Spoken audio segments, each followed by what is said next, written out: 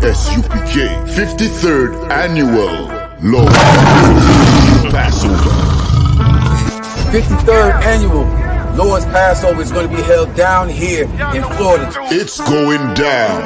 You're here tonight to get a chance to be righteous enough to be worthy of God coming to save you. That's right. It's going down. The Lord's 53rd Annual Passover. When we say we no cowards, we start that business. We no cowards up in here. Book your hotels now at the Holiday Inn Express and Suites, the IHG Hotel, 301 Tucker Lane, Cocoa Beach, Florida, 32926. Here's a lot of man down. You dealing with the men of war. We at war. I sided with the Counter for all your dishes, pots, pans, forks, knives. I kind of like this. This is like an apartment, and a hotel. You know what I mean? This here, right here, is about to be holy ground. It's going to be holy ground. All our beautiful, wonderful brothers and sisters from all over the world. You understand? We can boast that now.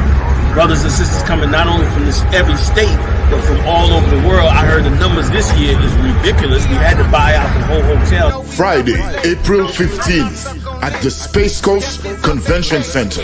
My camp undefeated. You cannot debate. You just want the clout. We just want the grades. I'm just trying to get it. This is going to be glorious.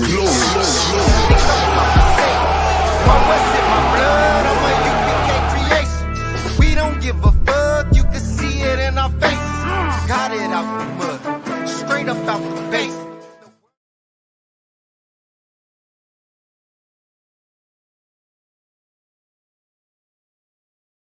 Shalom, Israel. It's that time again. The week of Passover is packed with exciting events, hosted by the I.S.U.P.K. and Commanding General Yahanna. On Tuesday, a deep-sea fishing trip with the generals. Arrival and boarding time at 7:30 a.m. The boat leaves at 8 a.m. sharp. Then on Wednesday, April 13th, join us for the annual lamb slaughter from 12 p.m. to 3 p.m., making sure the children of Israel have fresh lamb for the Passover. Then, after that, the I.S.U.P.K. is having a fish fry from 4 p.m. until, which will lead to the scripture breakdown class with General Muhammad.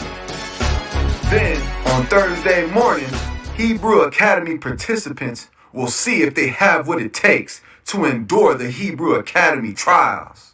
Commanding General Yahanna has something special lined up for the children with a children's party from 10:30 a.m. to 1:30 p.m. Come join Commanding General Yahanna on Cocoa Beach as we renew our oath unto the Lord. Because he's supposed to understand the power of the Most High that would destroy him and will destroy him. Real soon. Read. That assuredly, knowing unto what oaths they had given credence, they might afterward be of good cheer. You hear that? They was of good cheer. Came along with the Lord as one. And became of good cheer while tens of thousands of Egyptians died. I know y'all don't like to talk about this, but you better put this war spirit back in you, Israel.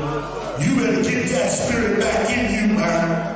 You better get that spirit of warfare back in you, because the Lord gonna put blood on the streets of America and around this world, brother. Followed by a hotel ballroom, all black and Hebrew Academy dinner from 9 p.m. to 1 a.m. And then on Friday, April 15th at 5 p.m., join us for the Lord's annual Passover as commanded in the Scriptures at 5 p.m. sharp. On Saturday, April 16th, the Feast of Unleavened Bread. That's right, we're going to keep the Feast of Unleavened Bread from 7 p.m. to 10 p.m. Commanding General Yahanna has it all lined up for you, Israel. Come keep the Lord's Passover. Shalom.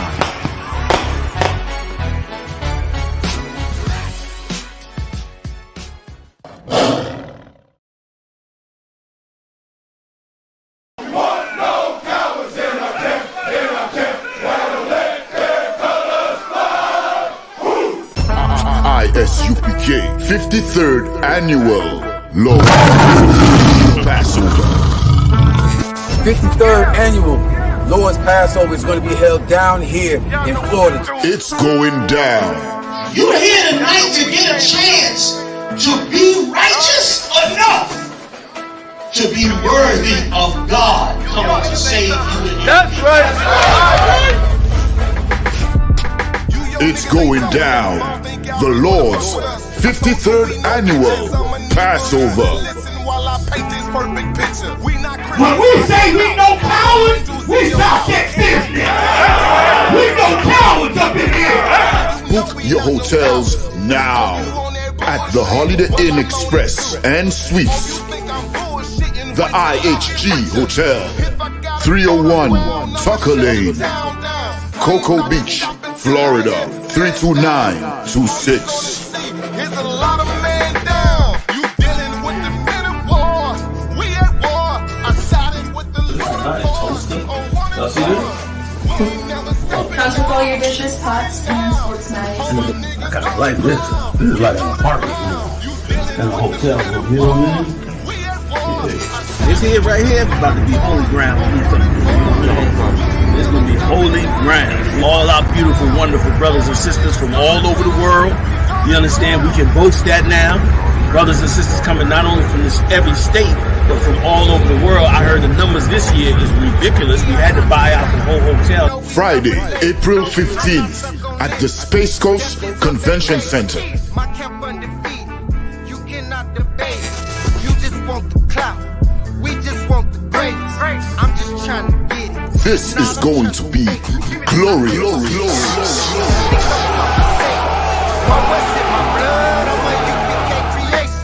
We don't give a fuck. You can see it in our faces. Got it out the mud. Straight up out the base.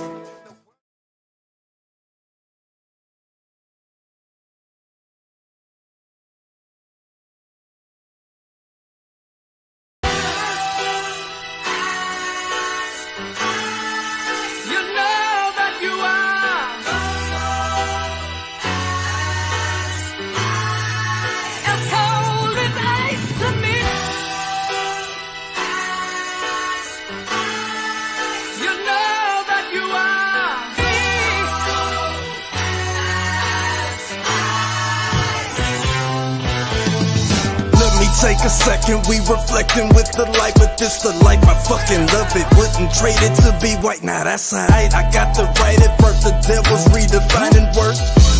Someday you'll pay the price. No, I don't break a fold, I need and bake the dough, then recreate the flow. They think they making though, what they forsake is so essential. Over lentils, get your issue, guess who's on this instrumental with you?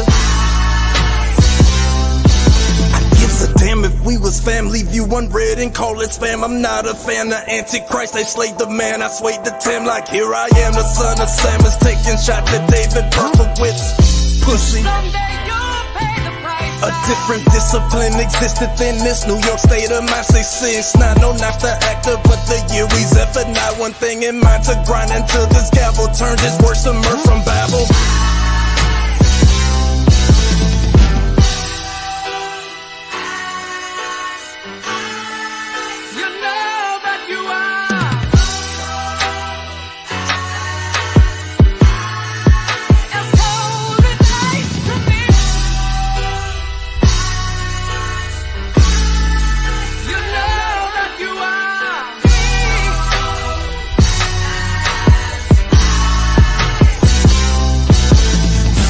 Since 69, I follow protocol. This kingdom built on guy bones, so I can't love Esau, and I can't fuck with y'all. I ain't gotta say it twice. You vouching for the enemy, but someday you'll pay the price. look, My father ain't have a father cause of dope, I'm anti-politics.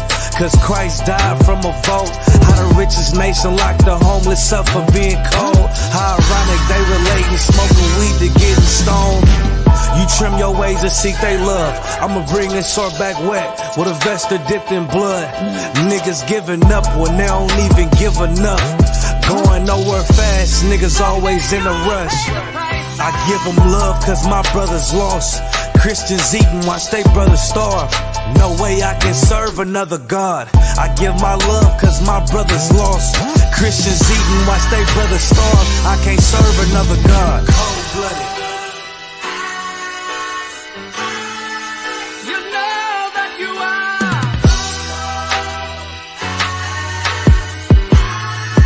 As cold as ice to me. You know that you are.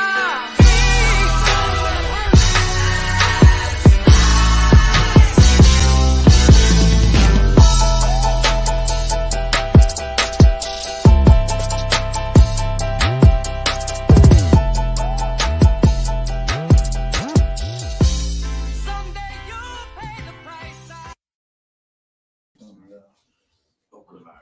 All right, let's go. Let me know when, huh? We're here, sir. Also, too, I'm gonna send you a text around 8 p.m. We'll make our adjustment on the stream. You're gonna drop one of the streams. I'll tell you which one. All right, I'm gonna text it to you now.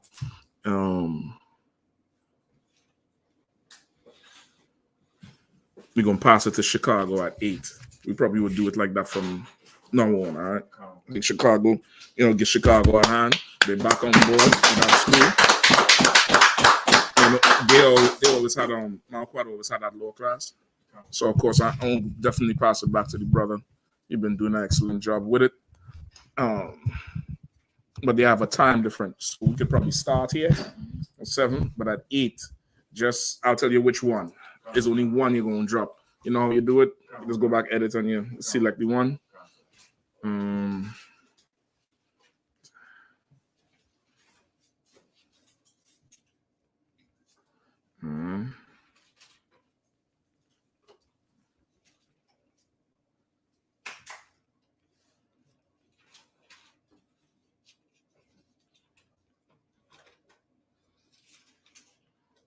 All right, so we up. All right, no sweat. Let's get it. Yeah, some Shabbat. Yeah, some Shabbat. All right. Tonight we had the DC scripture breakdown. Anybody have any questions? All right, no sweat. Let's hear it. Tonight we're gonna go into a little bit of the history of Russia, who they are, how they started, just to give you an understanding. I'll try to cover as much as it as possible. I don't know if I'll get through all of it. If not, we'll finish it next week, or you could take it up for Monday if you want to. Right? And we're going to touch on the prophecy if anybody have any questions about it. Anything is vague, anything is you need sharpening up on, just let me know. All right? Go ahead. So I had a question in 2 Chronicles. Sister had a question this past Sabbath service, and I couldn't answer it fully. I just wanted to get clarification on it. No sweat. Let me see. I'll let you know if I can handle it. All right? Let's get it. It's 2 Chronicles chapters 24 and 25. Okay. And when they were departed from him, for they left him in great diseases, his own servants conspired against him for the blood of the sons of Jehoiada, the priest, and slew him on his bed, and he died. And they buried him in the city of David, but they buried him not in the sepulchres of the kings. The question was the servants that conspired against him. The sister asked, was it Israel, his servants, or was it the people that took over who was serving? Okay, you probably had to go back because I don't know the backdrop of this. But okay, what's the point of the question though? She wanted to know because they said the servants conspired against him. She wanted to know who were the servants that killed him. Okay. It's not in the comments. Gonna say something. Where you at? 2 Chronicles chapter 24, and that was verse 25. Okay, she probably. I'm just assuming. Sister probably is asking because of the conspiring against him. That's not uncommon in Israel. right? That's not uncommon for somebody to be in charge and somebody to be conspiring to take it over. It's absolutely not uncommon. That's it's not right, but that's not uncommon in the history of Israel. As you read through Kings and Chronicles, a ton of that bullshit was going on, right? A ton of it was going on. The book of what we just celebrate there with Purim, Esther. Yeah, it's Esther, right? That fool, the one who get hanged, he was conspiring under the king. You get the point? Under the king. That's why the king had to tell him, what will you take from me next? You get the point? So that's not uncommon. So just to clear it up, if she's asking just to see if it's heathens that was conspiring or Israel, it really didn't matter, because that type of shit, it just wasn't uncommon. It's not like, okay, this is unheard of. You get the point? Like Judas conspire against Christ. Right. You get the point? That shit is not uncommon. Judah conspire against Joseph when they sold him into captivity. You get the point? That type of shit is not uncommon. It's life. It's life. Without the Lord or without a father, the children would just kill each other until who left. And then they'll just rule nothing. That's just how life is. Because power is like a good drink. It'll make you drunk. You understand? You could get drunk over power. You could get drunk over the thought of power. You could get drunk over ambition. You get the point? And you just destroy something until there's nobody left to challenge you and you're in charge, but now you have nothing to rule over. You get the point? That's a normal way of life. When I say normal, once again, I'm not saying it's right, but you would read about a ton of that going on. This one conspiring, this one, it's just life. It's Democrats and Republicans. It's Pence and Trump. It's just life without the Lord or without a father to just beat everybody ass and make them sit. You get the point? Without that, the children would just fight each other, which going into the topic tonight with the history of Ukraine, right? That quote that Putin said, how we are the same people fighting our old war. He was absolutely right about that shit. Like, America should leave that shit the hell alone. You get the point? They should leave it alone.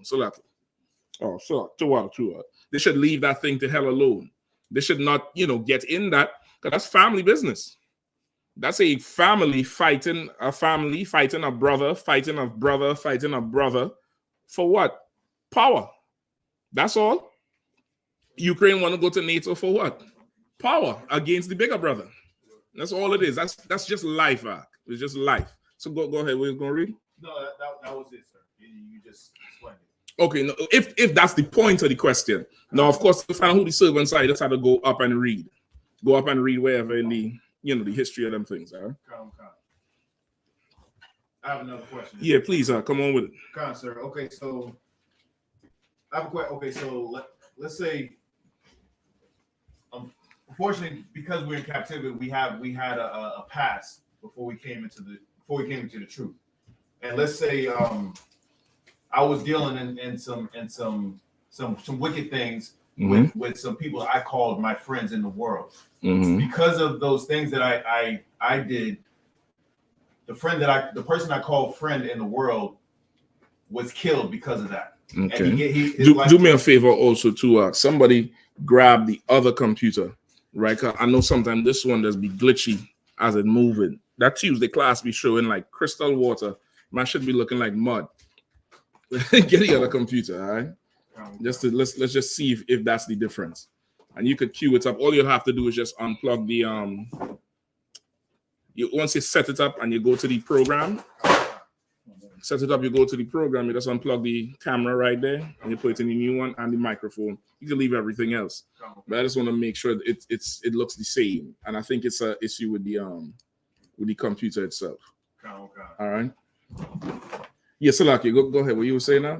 Okay, so I'm in the world, and me and my friend, this person I'm calling my friend, gets into some dirt, and he gets caught up in it, and he basically sacrifices himself for me. And now I'm coming to the truth. Can I still call that man, even though we was in the world doing God knows what? Can I still call that person a friend? Okay. You was in the world and both of y'all was in the world, and you all was caught up in something illegal or some kind of dumb nonsense.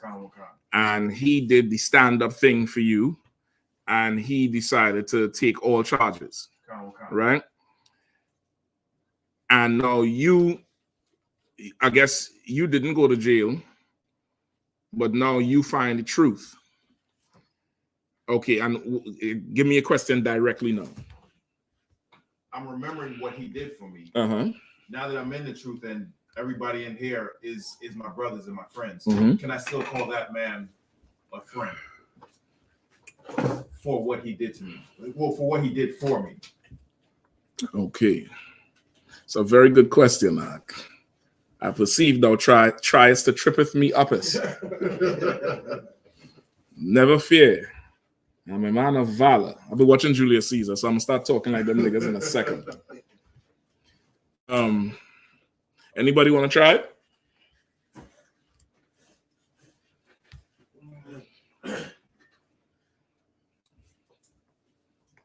Come on, 5,000? Come on.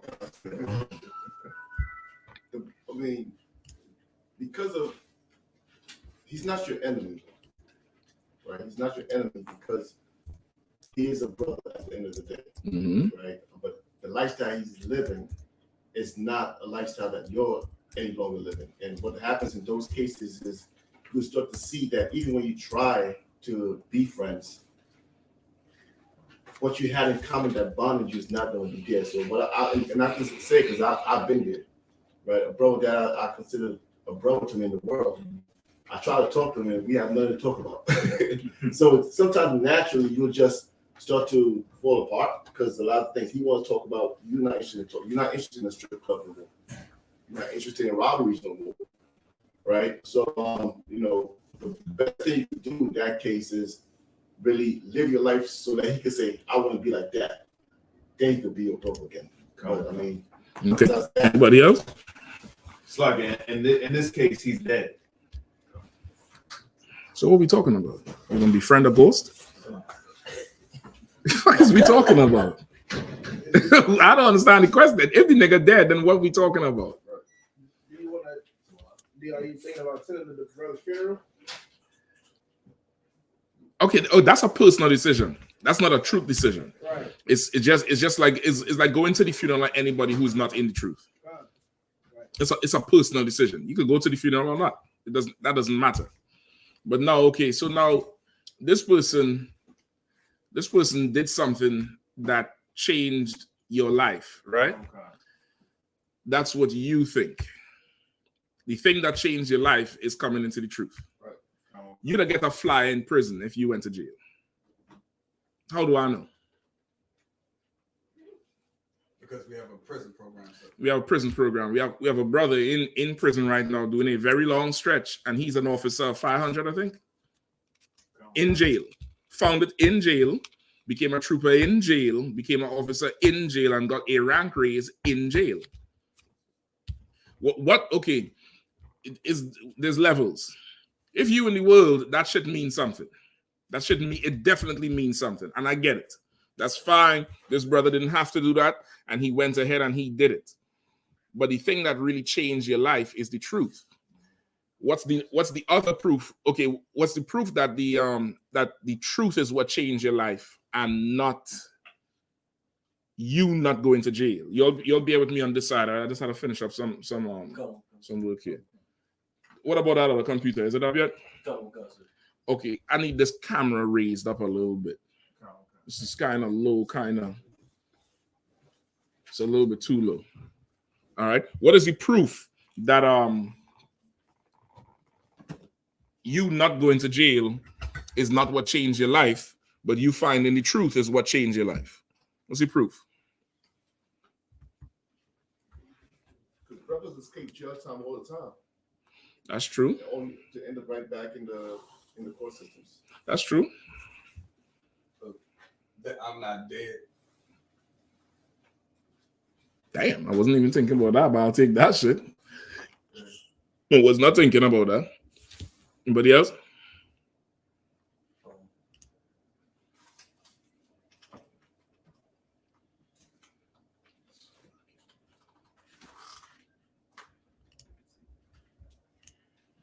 You also, watch right here, sir. Slug. Go ahead. Not out here pimping my sisters. Not out here blowing rod. Not out here strung out on drugs. Mm-hmm. Not out here beating sisters. Mm-hmm. Molesting kids. Okay. Stealing. Okay.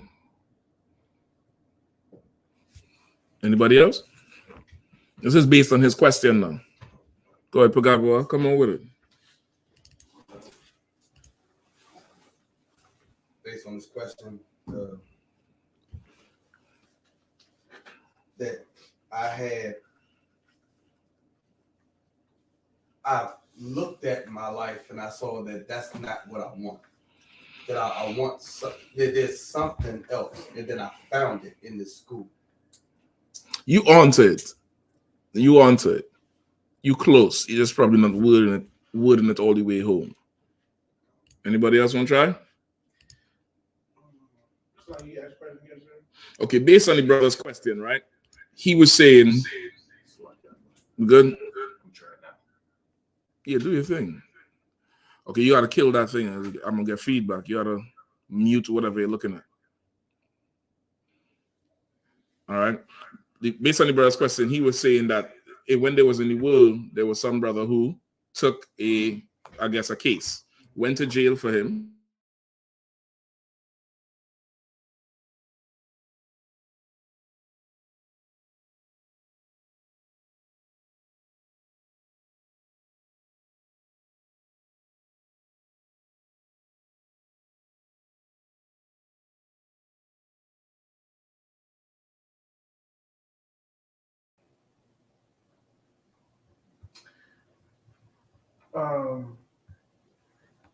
His life would have changed then.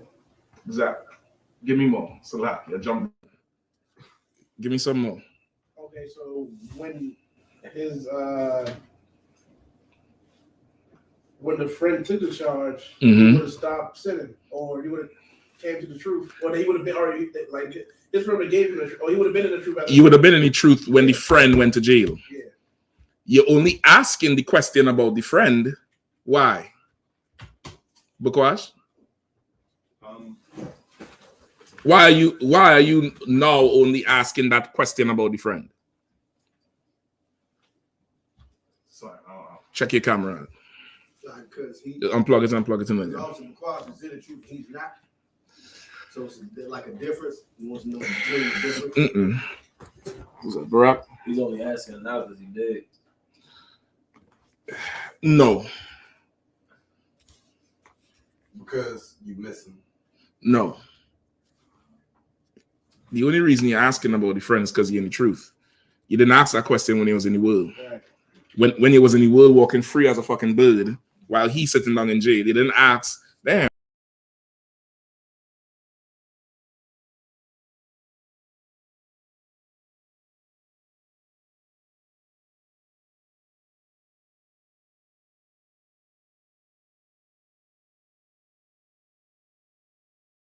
Damn, is he my friend now? You asking it now that you found the truth, because now the truth gave you a better appreciation for brothers, for life, for sacrifices people make for you. It gives you a better appreciation for time. You understand the time that people invest. Just unplug it and plug it back in, or put it in one of the other USB sockets. All right. It's the truth is giving you something that you did not have in the world, which is what? Brotherhood. That's it. You understand? The truth gave you that. What he didn't give you that. In the world, you think it gave you that. Why? Because people in the world are selfish. People in the world are absolutely solitary and selfish and don't give a damn about nothing or no one. You get the point? Do not give a damn about nothing or no one. It's still not coming up? Nah, sir. Okay, unplug it one more time. Try it in again in one of the other spots, and make sure you select the right camera too. Okay, sir.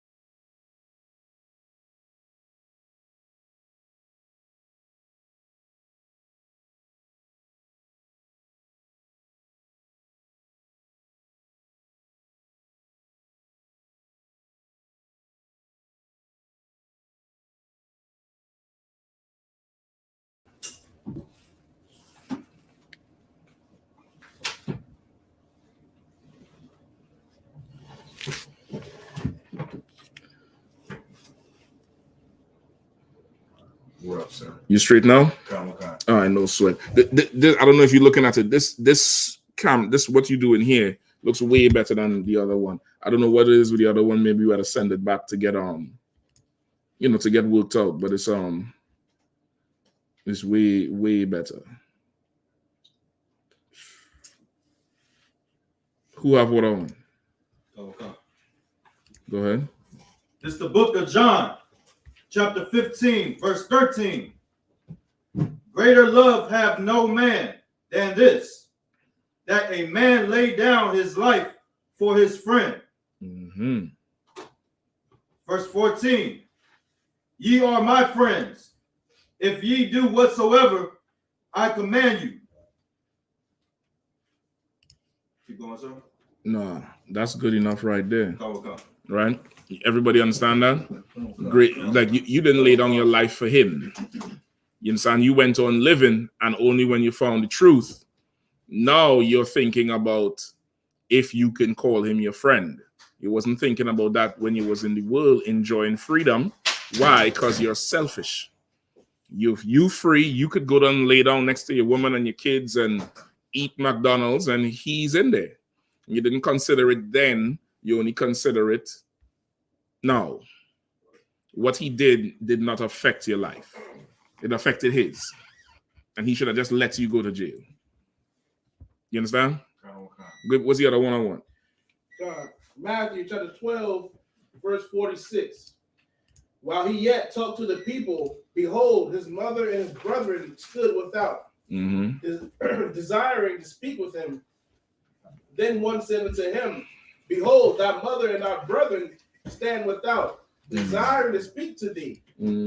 But he answered and said unto him that told him, who is my mother and who is my brother? And he stretched forth his hand toward his disciples and said, behold, my mother and my brethren. For whosoever shall do the will of my Father which is in heaven, the same is my brother and my sister and my mother. Right? Whoever shall do the will of the Father. Right? That's who is your brother. That's who is your mother. That's who is with your father. If anything, the brother who went in for you, he was more of a friend to you than you were to him. Because you didn't think about him in your freedom. You only thought about him when you found the truth. The truth is the thing that changed your life, not what he did. You get the point? His sacrifice really up until the point that you found the truth was worthless. You get the point? It was worthless because it didn't change you at that point.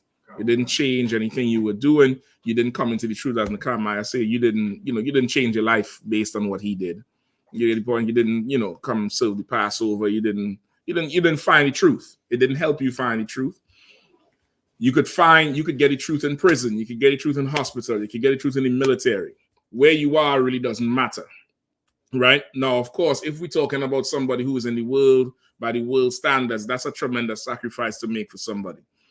It's very rarely ever honored in the world. Right? It's very rarely ever honored in the world. What's another proof that it's very rarely ever honored in the world?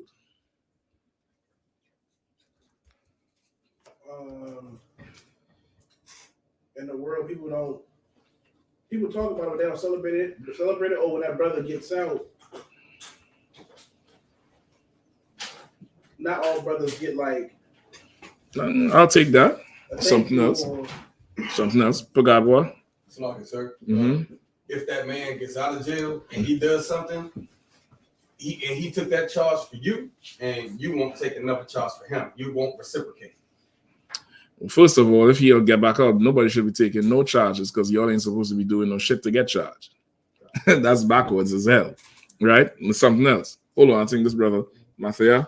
Come on, sir. In the world, a lot of cats that do go in, the moment that he go in, the so-called brothers that's supposed to honor him, they go and try to get with his girl. They steal from him, just do all types of disrespectful stuff to him. So they don't honor him from the jump. Well, that's true. Most of the time that happened before you go to jail. That should happen that should happen when you go to the store. Should happen right now on Instagram. Go ahead.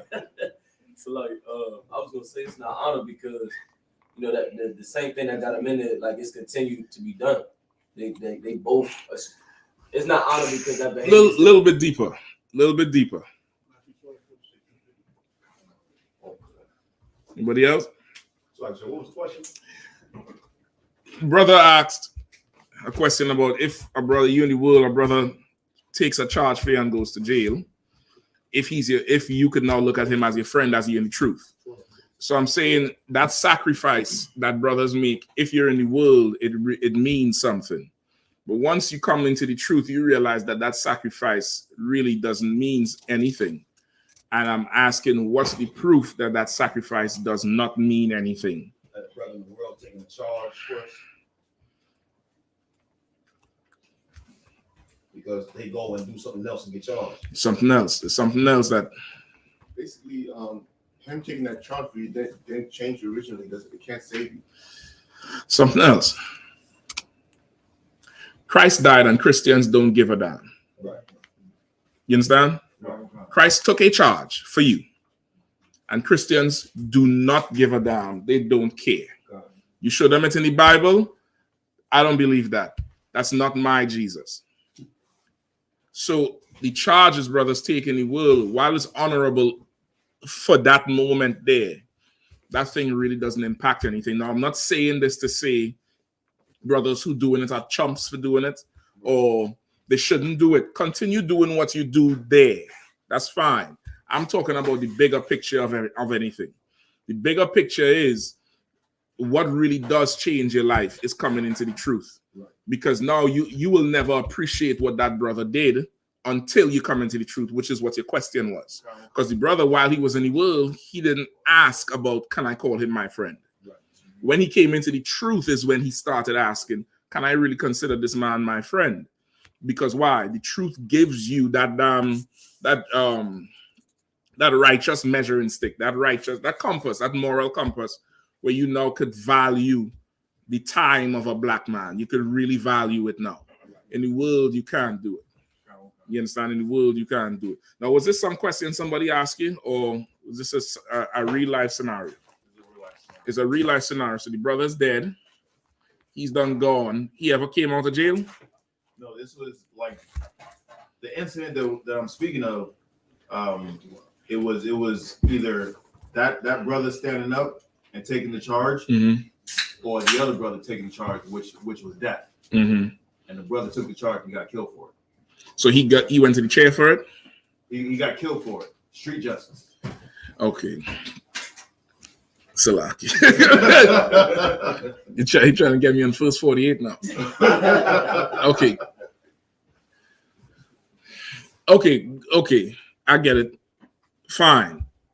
It was life or death, whatever.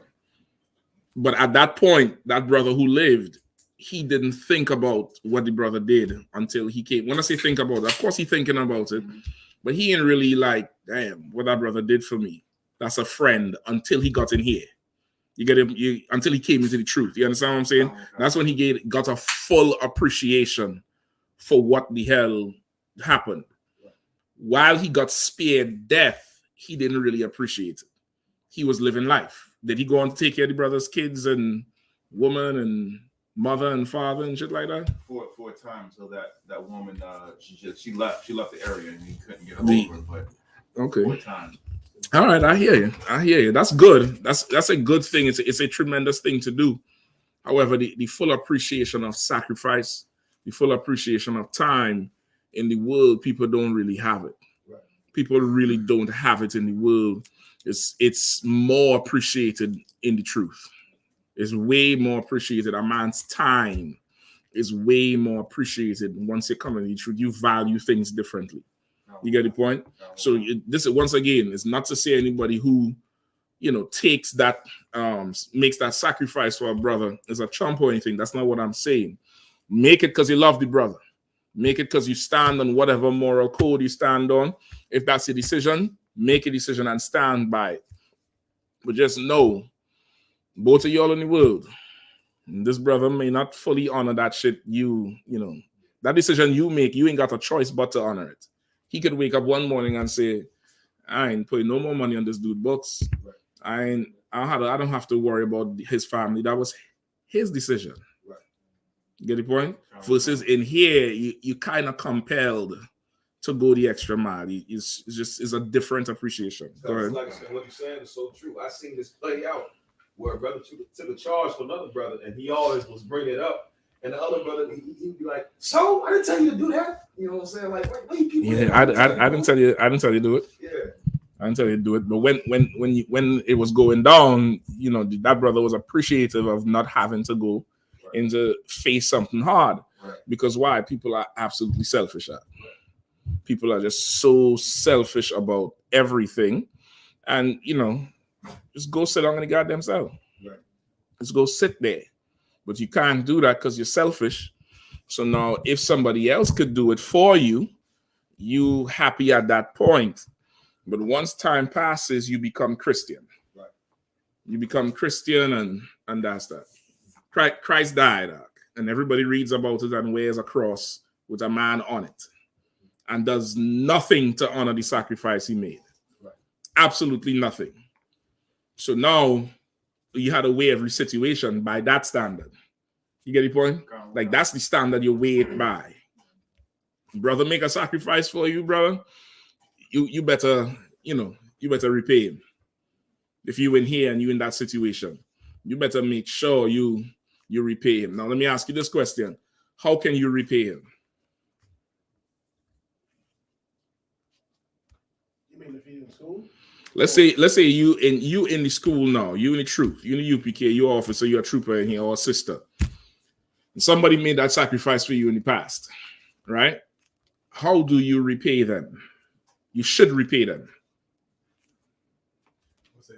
Live your life as righteously as you possibly could. Well, that's true, but that's how you repay Christ.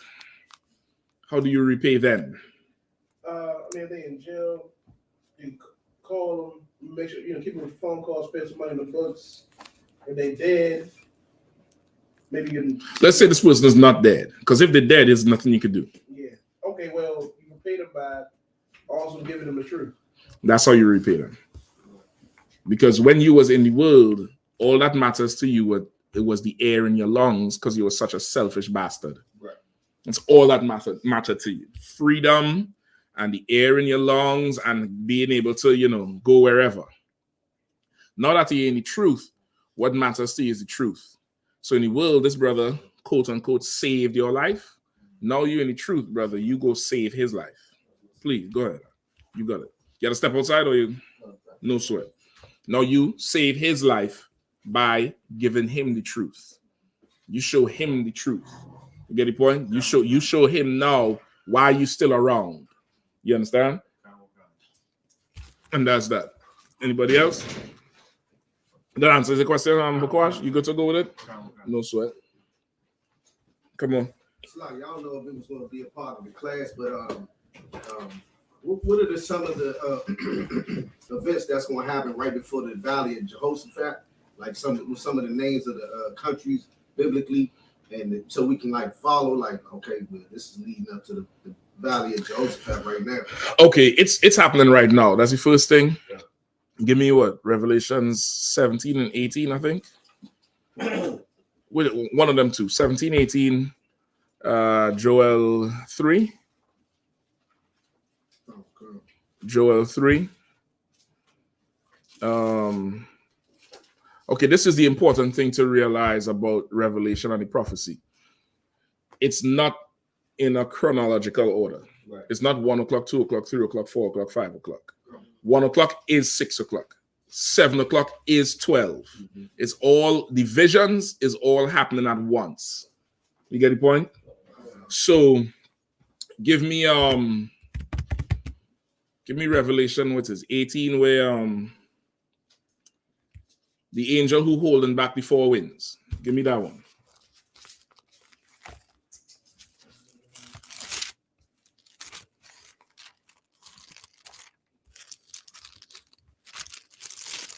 Revelation chapter 7, verse 1. Mm-hmm. And after these things, I saw four angels standing on the four corners of the earth, holding the four winds of the earth, mm-hmm. that the wind should not blow on the earth, nor on the sea, nor on any tree. And I saw another angel ascending from the east, having the seal of the living God. And he cried with a loud voice to the four angels, to whom it was given to hurt the earth and the sea. So now, explain what we see in the Shabbat. Revelation 7 and 1 and 2. 1 and 2, right? 1 and 2. These angels are doing these all at the same time. Okay, explain what we're seeing. No sweat. You want to read this again? No sweat. Go ahead and read it, Shabbat. The book of Revelation, chapter 7, verse 1. And after these after these things, I saw four angels standing on the four corners of the earth, holding the four winds of the earth, that the wind should not blow on the earth, nor on the sea, nor on any tree. Verse 2. And I saw another angel ascending from the east, having the seal of the living God. And he cried with a loud voice to the four angels, to whom it was given to hurt the earth and the sea. So what are we seeing? What's the vision? So he's seeing the four angels, waiting for a command from this. And what the angels doing? They're holding back. They're holding back, the destruction of. That's it. They're holding back destruction. Now it says the winds. So the vision, he's seeing an angel like this, pushing back something like a wall. But he's holding back the winds. Four angels for what? The four sides of the earth, meaning north, south, east, west. Just think like that, like covering all the bases, right? And these four angels is holding back destruction, right? And then there was another angel bearing the seal of the Lord, which is this, the shield, right? Our holy seal. And he came down and he started yelling at the other four angels. What did he say?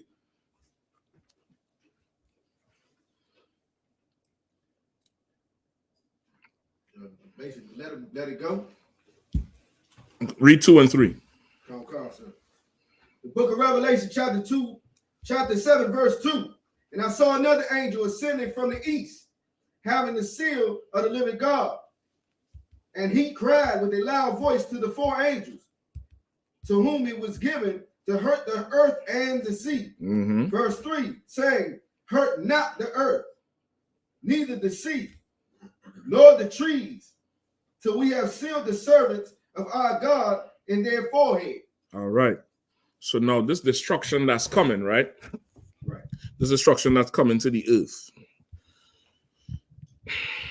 When it say hurt not the earth and the sea, what is it talking about? Let's Shabbat first, because it was his question. Go ahead. Hurt not the people? Yeah. But what people? It says the servants of the Lord. So, Israel, until we have the Lord's. Well, not Israel. The destruction that's coming is coming to the earth. Just coming to the earth. But when it says the earth and the sea, the Christians would read this and think it's destruction coming to a mountain and the place going to blow up and shit like that.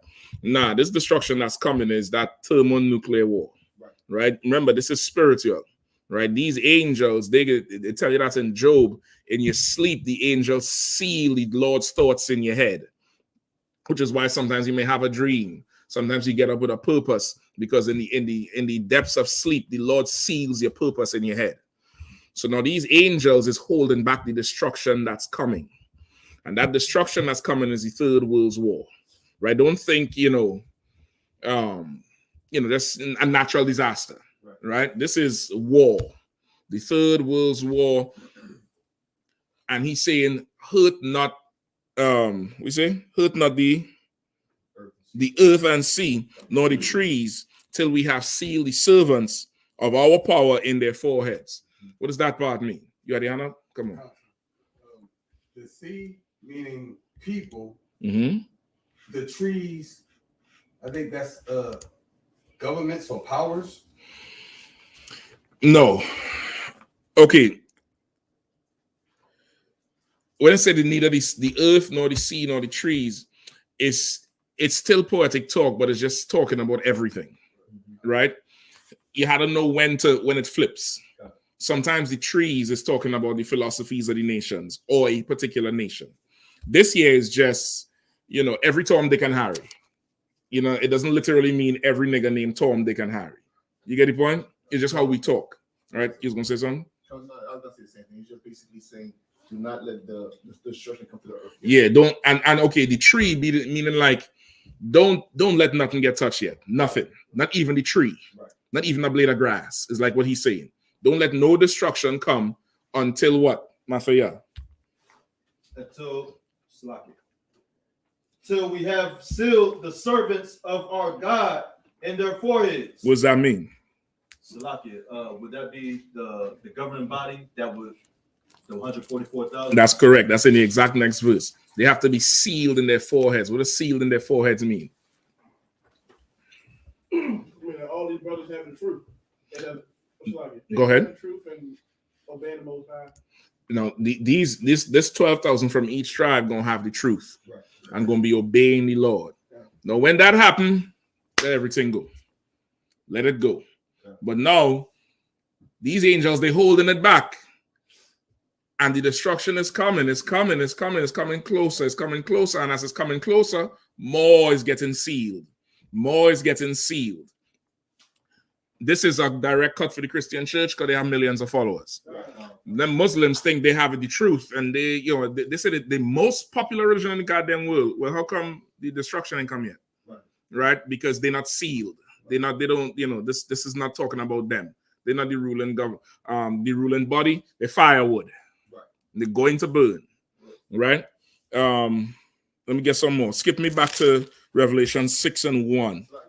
Please. Also, this is the cut for everybody who says the mark of the beast, the seal on the forehead is a microchip. Because this year is talking about a seal that's going to be in the foreheads of the servants of the Lord. And this is not no microchip. And this is not a literal seal.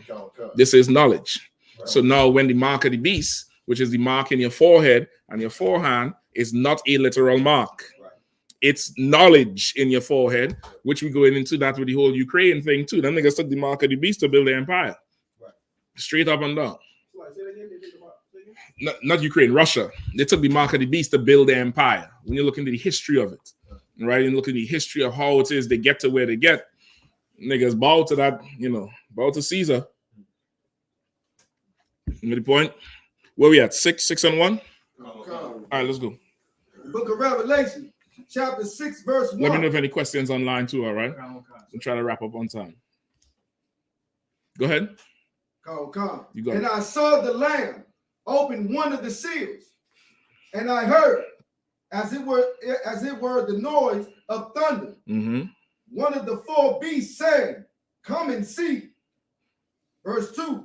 And I saw, and behold, a white horse, and he that sat on him had a bow, and a crown was given unto him, and he went forth conquering, to conquer, and to conquer. All right, what does that mean? What does them first two verses mean? Shapat. You saw the Lamb. That's Christ. He opened one of the seals. It said, and you heard the noise of thunder, and one of the four beasts said, "Come and see." But who opened the seals?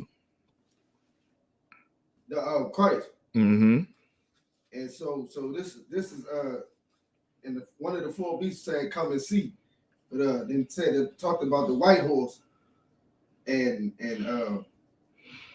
okay, no, you for sure explaining it, but this is way more dramatic than that in the vision.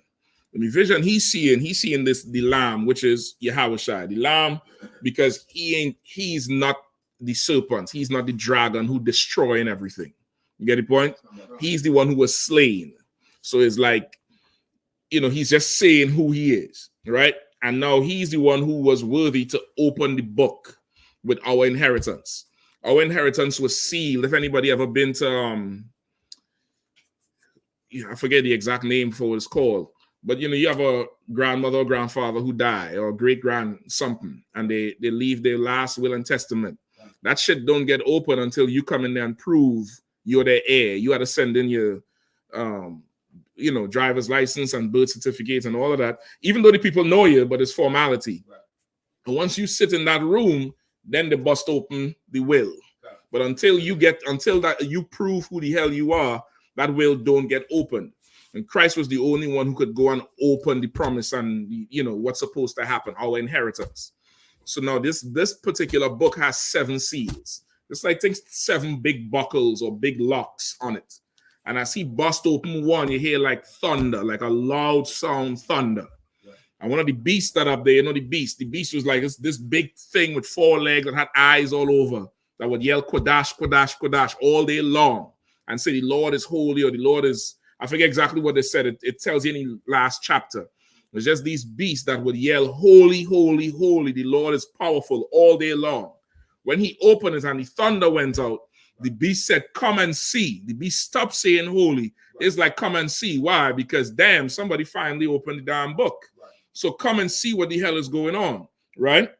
Go ahead. Verse 2. And I saw and behold a white horse, and he that sat on him had a bow, and a crown was given unto him. And he went forth conquering and to conquer. All right. What are we looking at? So what our inheritance is being given to us. You know what I'm saying? It basically the truth. No. Nope. 1 second. Galatians chapter.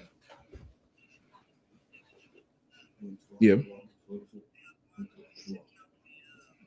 You can give me a call back after teaching the class right now. No sweat, no sweat. All right, so what? Lord Christ. Anybody else?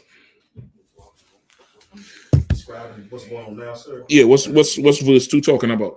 It's like if I may, sir. I believe the white horse is talking about how the conquering is the oppressor and how he's conquered the earth, or just war in general. No. The conquering Bible shot is the truth being spread. You know what I'm saying, from the truth of the Lord, of the Bible, and it's continuing to conquer. It says, and to, like, it's conquered me, but you know what I'm saying, and to conquer it's not only conquering us in him, but it's continuing on to conquer. So until we get. That's true. You right. That part is correct. That part what you're saying there is correct. Go ahead. Yeah, because I was saying that it's as being DC, London, to Trinidad. Canada, the white horse represents the truth or the spirit of Christ. Just think white horse hero. Right. Like in a movie, like hero ever see what's this? Lord of the Rings. One of them parts there where they was fighting somebody and then the wizard come. He on the top of the mountain with a big white horse. Right. And he ride right down into whatever and just destroy everything. That shit is from the Bible. That whole analogy, the whole setup, that's from the Bible. The white horse is the spirit of Christ. And he that sat upon him had a bow. Why? Because you're going to war with the truth. The truth is about war. You're going to war. And he who sat upon him had a bow and a crown, which is what? Authority, right? Which was given unto him. Again, the spirit of Christ. And went forth conquering and to conquer, which is what? That 144,000 being sealed. Going all throughout the earth, everywhere, and battling and battling and battling. Right? Battling and battling and battling and winning brothers and winning sisters. So he's seeing this in the vision, right? Because this is what they're waiting for. And they're waiting for the shit to happen. So the beast is like, come see this shit, man. They're starting, right? Go ahead. So who are they hand up again? Mafia? Sir, I was Salaki. I was just about to ask a question about precept. Yeah, go ahead. The following way, would that be relevant to this scripture? The falling away. What do you mean? He's talking about the son falling away from the son of perdition. Like Christ not coming unless we fall away. Come. It's the Second Thessalonians. The falling away. Yes, you could run with this too, right? The falling away, because of why? As the truth go forth, you're gonna have to do what? You're gonna have to come up against the devil, You're going to come up against his lies, his deceit. You're going to go out there and make the lies fall away, strip it down. You get the point? And if the falling away must come first, meaning we cleave unto Christianity, we cleave unto Caesar. Where's the image? So what? We cleave. This had to be by the door too. We had to get a second one, all right? This had to be a mat. Everybody had to see it coming in. We cleave onto this image, but now everybody is trashing this image. There must come a falling away first. There was one time you couldn't talk nothing about that image. There would be a fight in the family. A mother would slap you and then, I can't believe I was so violent. But she will slap the taste out your mouth for Caesar. You get the point? Now they want the black Jesus. You get the point? Because there's a falling away coming because of everything the UPK is doing. I ain't giving nobody else credit for it, because since we start saying what we're saying, I've seen more movies come out than a little bit. More news articles come out. More the Christian church changing their doctrine. You know what I mean? Than a little bit. The Jewish man don't call himself Jewish no more. He started saying, no, I'm a Jew. No, I am Jew. I'm a Jew. He started saying, I'm a Jew. You get the point? Because of what we're doing. Because there's a falling away. There's a falling away that's happening. So that's right. You could use that. All right? Come on. Yeah, you could drop that one. You drop it already? No sweat. We're reading. Come. Verse 3. The book of Revelation, chapter 6, verse 3. And when he had opened the second seal, I heard the second beast say, come and see. Verse 4. Uh-huh. Can you go back to verse 2? What's the crown that was given unto him?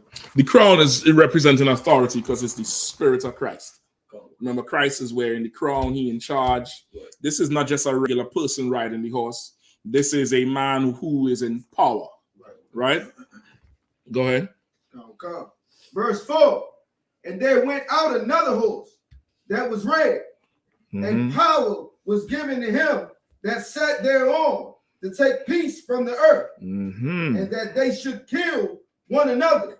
And there was given unto him a great sword. Okay, what's that talking about? Shapat? Oh. Yeah. Spirit of war in the earth. All right, it's rising up again. It's rising up again. It's getting worse. Last time Russia and Ukraine had a beef, it was 2014, and it died down in a matter of months. I think before that, they stormed Georgia, Russia, and pushed America back. But now this is going on. And the Afghans is going on. And the civil war locally is going on. And there's more shootings everywhere. It's just war and killing. War and killing going on. At the same time, the White Horse riding. You get the point? This is happening at the same time. Don't think in order. And okay, it's important to not look for it in order. Why?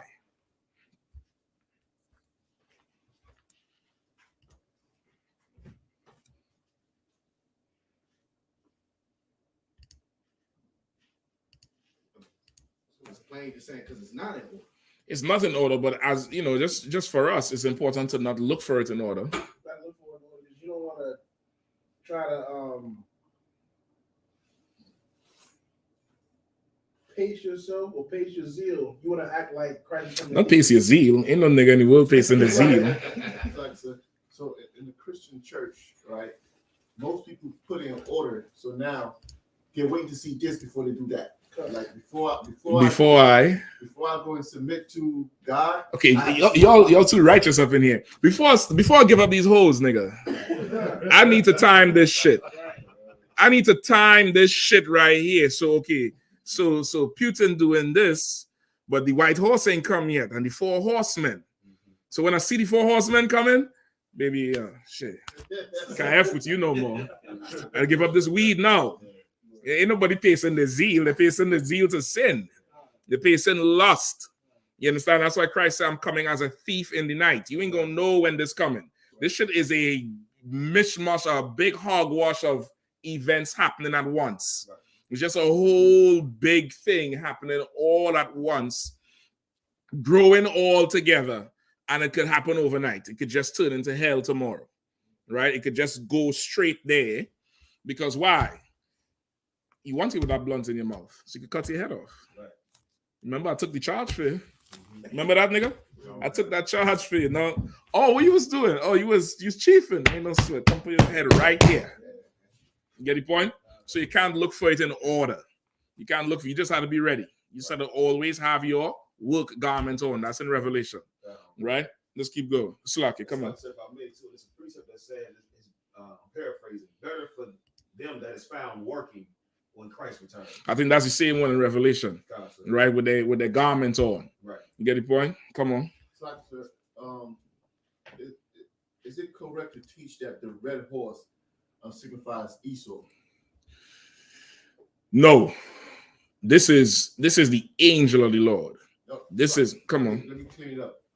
I mean, it is the angel of the Lord, but not Esau, but the spirit that's going to be put on Esau. Because when it says, I would say no, because that means before this horse ride, Esau doesn't have that spirit of war, which he always did. You get the point? I wouldn't use it as that. This is different, like no other time in the earth. Right. You get the point? Esau was always living by the sword. He was blessed with the sword.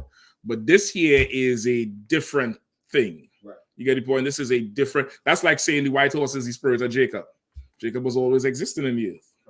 But this here is a different spirit the white horse is riding in. You get the point? You was going to say something? Come on. Yeah, I would say like all the wars and things just chaotic in diverse places and all around, like just, you know what I'm saying? Russia, Ukraine, war in Africa. And even with that Russia-Ukraine thing, that's in the news, but there's a whole ton of other little skirmishes and bombings going on that they ain't talking about.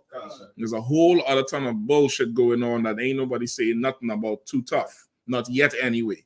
There's a whole ton of them black ops type shit, mercenary type shit, them Black Hawk Down type shit going on. Nobody's saying nothing, not a damn thing. You know what I mean? Come on. Meaning like them, this is not the official government of this country, but I have some trained soldiers here who know how to just go in and just take out this whole building. You get it? There's a whole ton of that going on because, okay, this world, the oppressor, they believe in order out of chaos.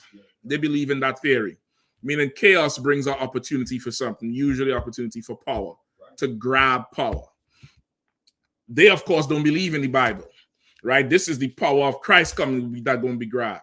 Christ is going to come and take power, but to them, this is an opportunity to position, to get in charge of whatever resources or oil or whatever it is that they could capitalize on. You get the point? You see, America now trying to talk to Venezuela for some of that oil because Russia doesn't get, cut off. They can't sanction Russia and take Russia oil. So now Biden going to talk to Maduro when 2 years ago they was ready to go to war and kill Maduro, and Maduro had to get what? Help from Russia, right? They had to send them big planes with food. 2 fighter jets had to come and land on the Venezuelan airstrip to let America know, listen, you can't bully this nigga. You know what I mean? We have his back. But now America's saying, listen, we got to come and take some of that oil now. You get the point? Because there's opportunity there's a whole ton of mess going to be going on. But this is the spirit of war going on. The same time we go into camp. The same time we doing it. We doing this thing the same time the world falling. Right? Keep going. Verse 5, book of Revelation, chapter 6, verse 5. And when he had opened the third seal, I heard the third beast say, come and see. And I beheld, and lo, a black horse. And he that sat on him had a pair of balances in his hand. Verse 6. And I heard a voice in the midst of the 4 beasts say. Right, so now this third seal, he's seeing a black horse. And he that sat on him had a scale in his hand. Right, that's the balances. Scale. And he riding through. Right, go ahead.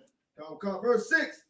And I heard a voice say in the midst of the 4 beasts, say, and I heard a voice in the midst of the 4 beasts say, a measure of wheat for a penny, and 3 measures of barley for a penny. And see thou hurt not the oil and the wine. Right, and he said, who's saying this? The beast or the horseman? That's the beast. The beast. There's a voice in the midst of the beast. Read it one more time now. Come. What was it? Select. I had to go back up to 5. Go ahead. Come on, quickly. Come. Verse 5.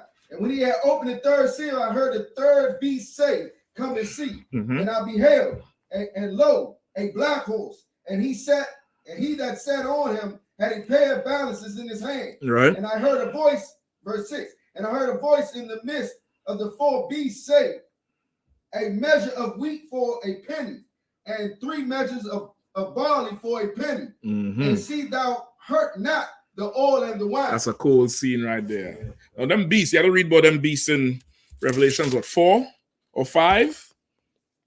4 and 5. 4, I think. Right? It tell you about them beasts. This is a big beast on 4 legs with eyes all over it. And this thing talks. This thing talks and says, "Holy, holy, holy, the Lord is most powerful," all day long. It don't ever go off. The spirit of a nigga. You wake up in the morning and you turn on the Migos and just blast the shit over and over and over. And you just getting crunk with the shit all day long. And now, right here, as this going on, there's a voice coming from somewhere where them beasts is at, saying, read verse 6. Come. A measure of wheat for a penny, and 3 measures of barley for a penny. Ooh, boy. And see thou hurt not the oil and the wine. All right, so now he's saying a measure of wheat for a penny and a measure of barley for a penny. But see that you hurt not the oil and the wine. This coming from in the middle of them beasts, right? Just as he see this black horse riding. Come on. It's saying that the food is going to be worth nothing, and it's going to be a famine. But make sure you don't hurt Israel. That's it.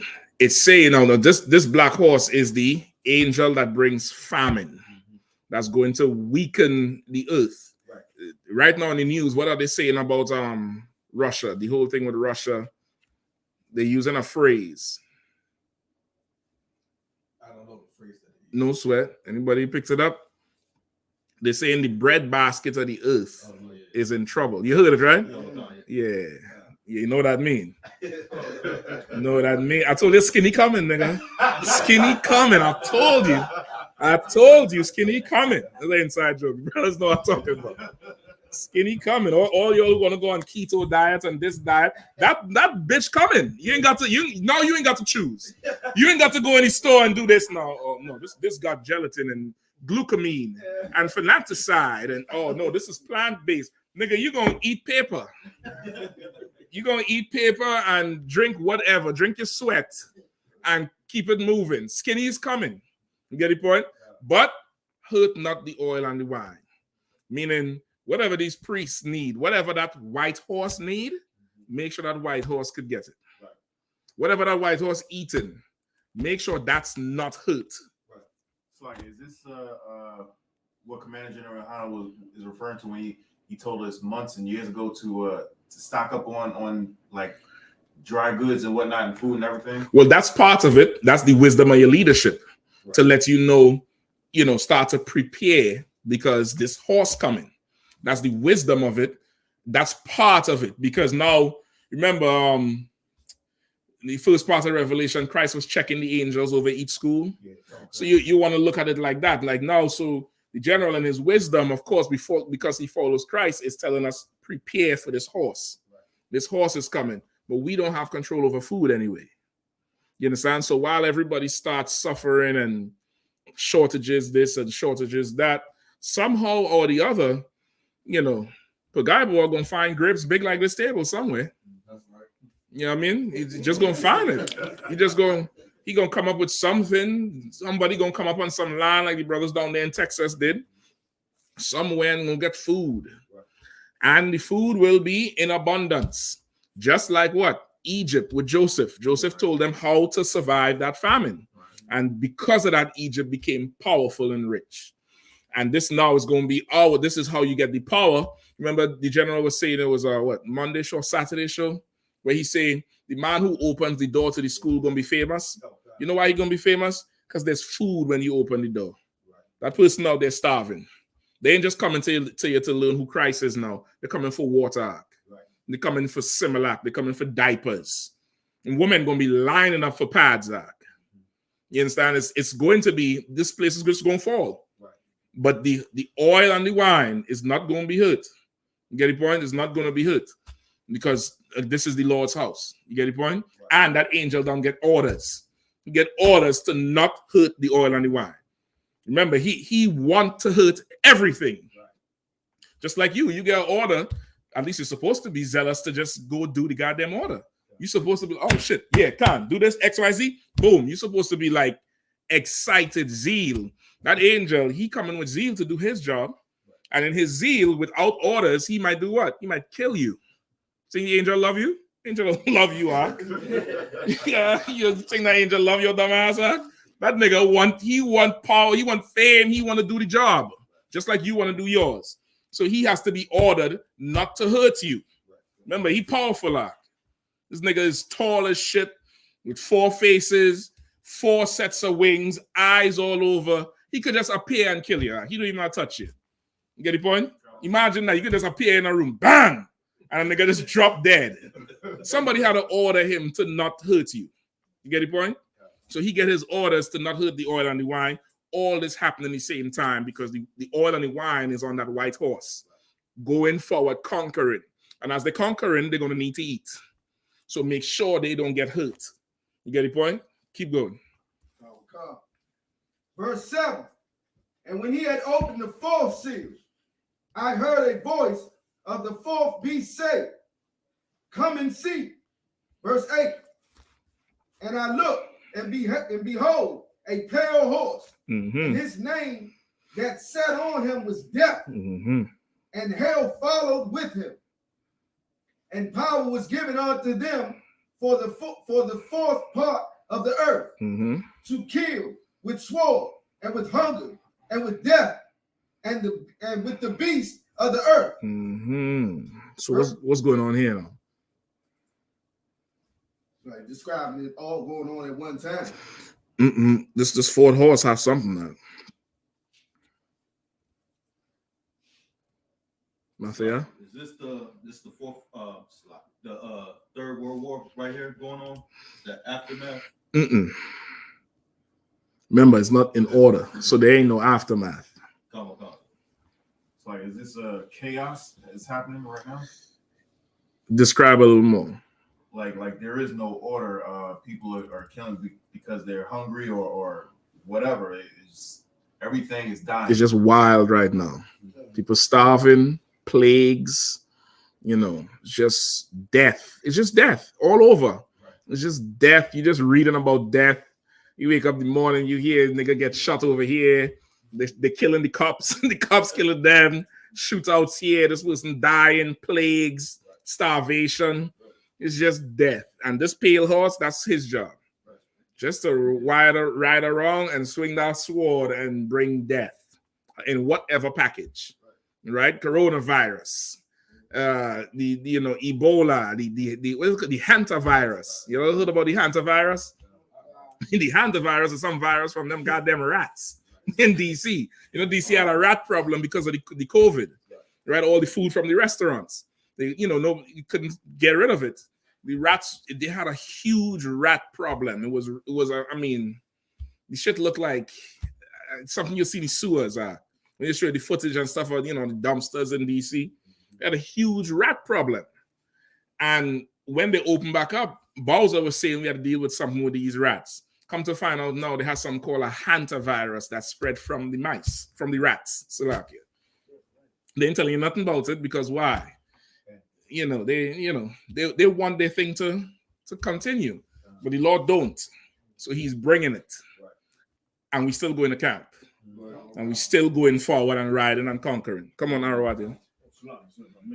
The rat virus said, you can get it by the piss, the rat piss that's in the alleys, the feces. It in. Yep, it's rough. It's rough. There's plagues. There's plagues coming to this place. Looks like there's a question online. Go ahead. Free Thinkers Never Submit asks, is this also the 2/3 dying from not believing COVID? Is this also the 2/3 dying for what? from not believing COVID? No, you don't want to look at it so specific. You don't want to look at it so specific. The 2/3, okay, the 2/3 is prophesied to be destroyed, not because of COVID. There's a reason the 2/3 is prophesied to be destroyed. Why? Pagaiboa? There's two reasons. No, there's a reason that the 2/3 is prophesied to be destroyed. The person was asking if it's because people are doubting that COVID even exists and the vaccine, the whole thing. If that's why they're dying, that's not the reason. Not that specific. It is specific, but not, down to that thing. What's the reason the 2/3 is prophesied to be destroyed? So like the reason why those two is going to die out is because It's prophesied to die. that they're going to die is they're not going to turn back righteous to They're going to reject that seal that white horse is going around trying to seal people in. Right. You see what's happening all at the same time? Right. Happening all at the same time. That white horse is going forward, spreading the truth, and some of our people is going to reject it and stay serving Caesar. You get the point? That's what's prophesied to happen. Go ahead. Would a precept be Noah when he told everybody, when he was The building flood is ark, coming. The flood is coming. Come and seek safety. Mhm. No one wanted to come until the Most High closed the ark. Yeah, you could use that. You could use Jonah. Jonah is perfect for it. Jonah is perfect for it because why? The people of Nineveh actually did repent. Right. You understand? And, the Lord stayed his hand. That's why I keep saying they're prophesied to die. Once again, Israel is always zealous about shit they ain't got no business being zealous over. You're zealous for the 2/3 to die, but then your wicked ass ain't stopping doing what the hell you doing. You concerned about who needs to die. You never saying you part of the 2/3. Right. Somehow you's not the faggot from Sodom and Gomorrah. Right. You get the point? You always, the son of Solomon. You get the point? You look in the mirror and you look in the mirror and you be like, look at this magnificent, beard or this hair or some carnal thing that make you think you somebody great in the Bible when you was one of them faggots, nigga. Go ahead. That's exactly what happened last week. It was something that on the laptop I was teaching, and before I was reading all the questions, he wanted to the brother wanted to, he was ready to go and start destroying all the nations, destroying all the leaderships of the heathens. Mm-hmm. And I told him, brother, like that's Christ's job. Vengeance of the Lord, you're not ready. And so he was arguing, and I said, stop. I said, stop smoking, stop watching white porn. And I said, stop watching porn in general. Right. And he typed back something, but he did sting me a little bit. Yeah, of course. of course. And he is a faggot. Listen, that pornography, brother. Let me tell you something now. Sidebar. It's two sexes on the screen, and your appetite is wide open now. You got all the jergens in the house and all the paper towels. What is turning you on? The woman or the man? They're both on the screen at the same time, right? If you wake up in the morning and your rib or the brother who you're in the barracks with cooking breakfast and he, biscuits and pancakes and eggs and sausage and bacon and then the hot chocolate going and you getting out of bed, you getting hungry because you're smelling food, right? Is your hunger tied to the eggs alone? No. What making you want to eat? The smell of the kitchen. Right. That opens your appetite and you want to eat. Right. So that horniness you get in watching porn, whoever on screen is stimulating you. You might want to be careful with that shit. There's a rod on the screen now. There's a full out rod on the screen. I ain't in the room with you. I don't know where your eyes going. But I know it's unhealthy for your ass. It's absolutely unhealthy for you because when you're actually in the room with the woman, you're gonna think that's the thing, and you're not gonna be fully invested there because why? To get fully hungry, you need that rod on the screen because that's what's missing when you with the woman, right? That's what's missing. It's that pornography is absolutely homosexual. I was concerned. I was watching somebody went to see a psychiatrist, right? And he couldn't understand. It was a devil, of course. He couldn't understand why he can't be turned on unless he sees his woman with another man. Yeah, he came to the thing that he's been watching pornography for years, so he's used to watching it. He's never on the field. He's a fan. He's a fan. He ain't touched the grass since kindergarten. So he ain't touched the box since the box made him. You get the point? He's a fan. He up in the stands. He watching the game. He ain't never in the game. It's once again, it's the tool of the oppressor, but it's absolutely destructive to you. It's absolutely destructive to you. And coming up in this society is exposed to you at such a young age. Especially now, it's even more with all this TikTok and Instagram and shit. All that is just selling sex. I don't care what it is. That YouTube too right now is just turning into sex booty every goddamn way. Just get help for it, because you're not the most evil nigga in the world for the shit. You just have an addiction like anybody else. Like anybody else who's addicted to smoking cigarettes or alcohol or pills or whatever. You have an addiction, get some help, brother. You could get help. There's a ways to get strong to resist it. But don't think you're just smelling the eggs out. You getting hungry for them biscuits and that sausage too. I'm just trying to help everybody out. Come on. Sloppy, sir. Mm-hmm. I have a statement and a question. Slack. All right, go ahead. Go ahead. On Clubhouse, Captain Tazari. Okay, Slack. I thought you was about to confess. That's a lot. I thought you was about to revelation something to me. I was rejecting that shit. I'd have been 2/3 to that motherfucker. Go ahead. On Clubhouse, Captain Tazari, he broke down everybody on this one session. I don't know if they have a replay for it, but he basically broke down every man and woman saying that if you watching pornography, then you're a homosexual.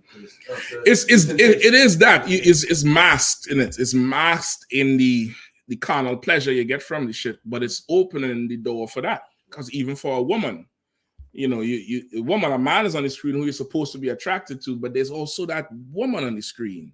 So what's really turning you on?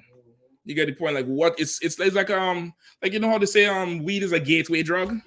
It's like that. It's like that pornography is a gateway sexualization. Eventually, you're gonna be open to what? Threesomes, and then orgies, and before long, you just gay. You just you don't like men's no more. You get the point? And that's just that. But it starts there. It starts with that deviant thing in here. As a whole psychological thing with that too. I was reading up on it. They say that shit has caused so much depression and suicidal feelings and low self-esteem. It's a ridiculous, it's a ridiculous demon to have. But this white man is the devil, the oppressor, Salaki. He's such a devil. He exposes you to it young. And it's one of the most strongest carnal appetites we have. So it's harder to resist. It's just a harder thing to resist. That's why I say any brother or sister who's struggling with it, you're not an evil person. You just need to learn how to fight the shit. And you just need to learn how to fight the shit. You might need to get on the field and play so you could get tired. You ain't got energy to give to the damn, www.com.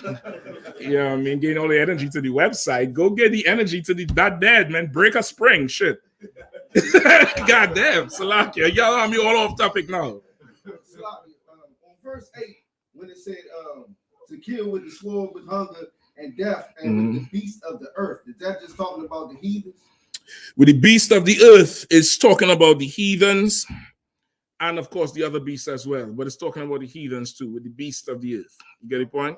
But it's also talking about actual beasts too. All right. All right, let's get back on it. Where we at?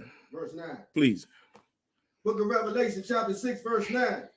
And when he had opened the fifth seal, I saw under the altar the souls of them that were slain for the word of God and for the testimony which they held.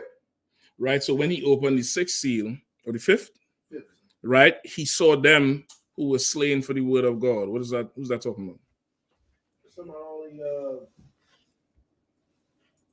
priests and prophets and people who came to the truth and died for and stood on the truth, and the oppressed their oppressors killed them. for believing this, for holding strong with the truth. Yeah, all through the years, those brothers who were put to death for the truth. Go ahead. I believe the precept for that, if I'm correct, sir, is where the scripture says, "Here is the patience of the saints." Here's the patience, and it's more specific than that one. I think it's the next verse. Who kills with the sword must be killed with the sword. Here's the Patience and the faith of the saints. I think when you read on, it talks about the altar. You can check it. You can check it real quick. I'm gonna be able to check it. Yeah, listen to you. Examples, of course, is, Christ's crucifixion.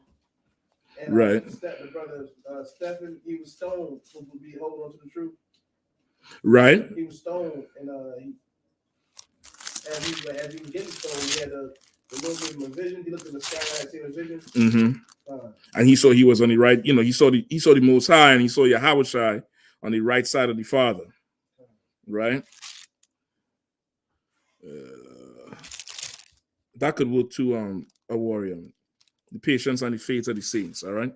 That could work as well. Go ahead. Okay, I got a precept. Go ahead. The book of Revelation, chapter 12, verse 4. And his tail drew the third part of the stars of heaven and did cast them to the earth. And the dragon stood before the woman, which was ready to be delivered, for to devour her child as soon as it was born. The first part. Titan from. The first part where it said his tail drew the third part of the stars of heaven and did cast them to the earth. Basically, the dragon killing the prophets of the Lord. Trying to keep Christ from being born.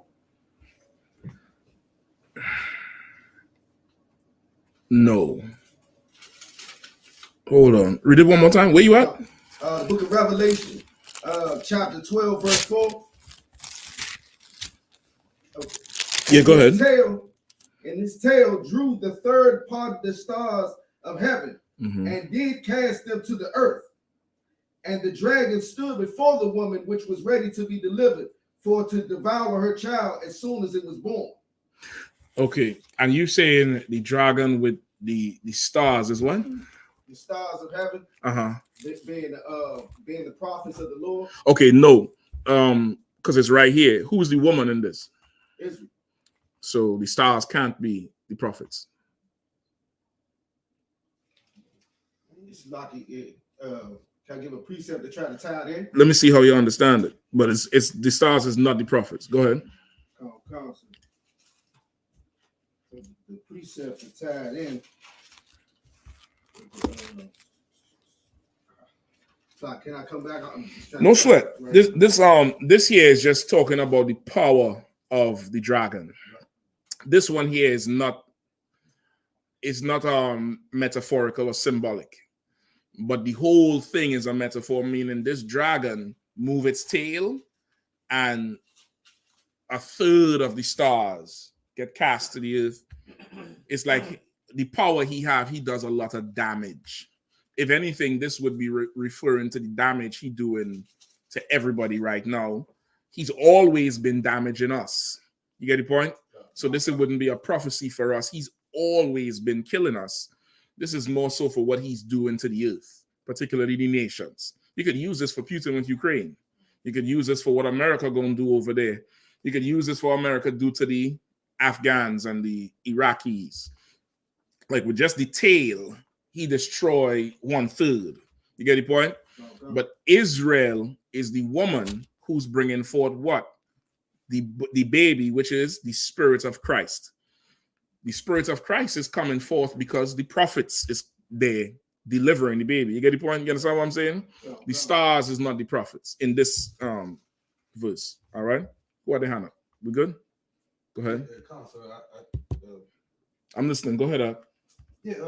Yesterday in the Office of Kazak's class, my phone was tripping, so I wasn't able to ask a question, in the chat. That's what I wanted to ask. Cast down to the earth. That means killed. Or brought, instead of being in the up high and shining, they brought low, cast down to the earth. Right? Like, if anything, this dragon is destroying the nations or destroying everything and bringing it low. Come on. Go ahead. Come on. Let me hear you. The book of Isaiah, chapter 13, verse 10. For the stars of heaven and the constellations thereof shall not give their light. The sun shall be darkened and his going forth, and the moon shall not cause her light to shine. With the stars of heaven being the prophets and the constellations being the commandments of the Lord. No, who told you that? No, in that precept there, the stars and what else it say? Read this again. For the stars of heaven and the constellations thereof shall not give their light, and the sun shall be darkened in his going forth. So who's the sun? If the stars is the prophets and the constellations is the laws, who's the sun? The sun and the moon is wisdom and knowledge, right? So what's the stars? It's all talking about wisdom and knowledge because it's all light. And it's saying in that day, light wouldn't be there. What will be there? Darkness. So you groping in the dark. You can't find your way. It's a metaphor for there'll be no wisdom and knowledge in that time because the Lord is going to stop it from being in the earth. People are going to look for wisdom and knowledge, but they can't find it. Okay, so it's not. So could it be said that it's for example, there's gonna be a time where they're gonna look for the brothers in the corner who's speaking, but they're not. That's around. Yeah. All those questions, but they won't. Yeah, there's going to be a time they're going to be looking for us, and they would not be able to find us. There's going to be a time they're going to be looking for death, and death will flee from men.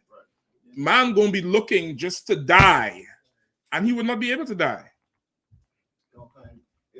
It's funny because I've seen on a small scale now with World War III coming, people who haven't spoken to me personally in years are just texting, "Hey, you up? You up?" Yeah, we're thinking that you up. You up text. Yeah, hey, to the one nuclear war. Go ahead, Arwani. This is exactly where the 5%ers get their information from. When it's the representation of knowledge being light, and the moon being wisdom, and the stars being the children. That's exactly where they get it from. That's what they say it is. That's what they say. Yeah, that's not accurate. That's definitely not accurate because, of course, when they talk about in Revelation with the woman is travailing to bring forth Christ or the Spirit of Christ. So now, if the prophets are the stars that get cast to the earth, who is travailing? What travail mean? What's travail mean, Shapat?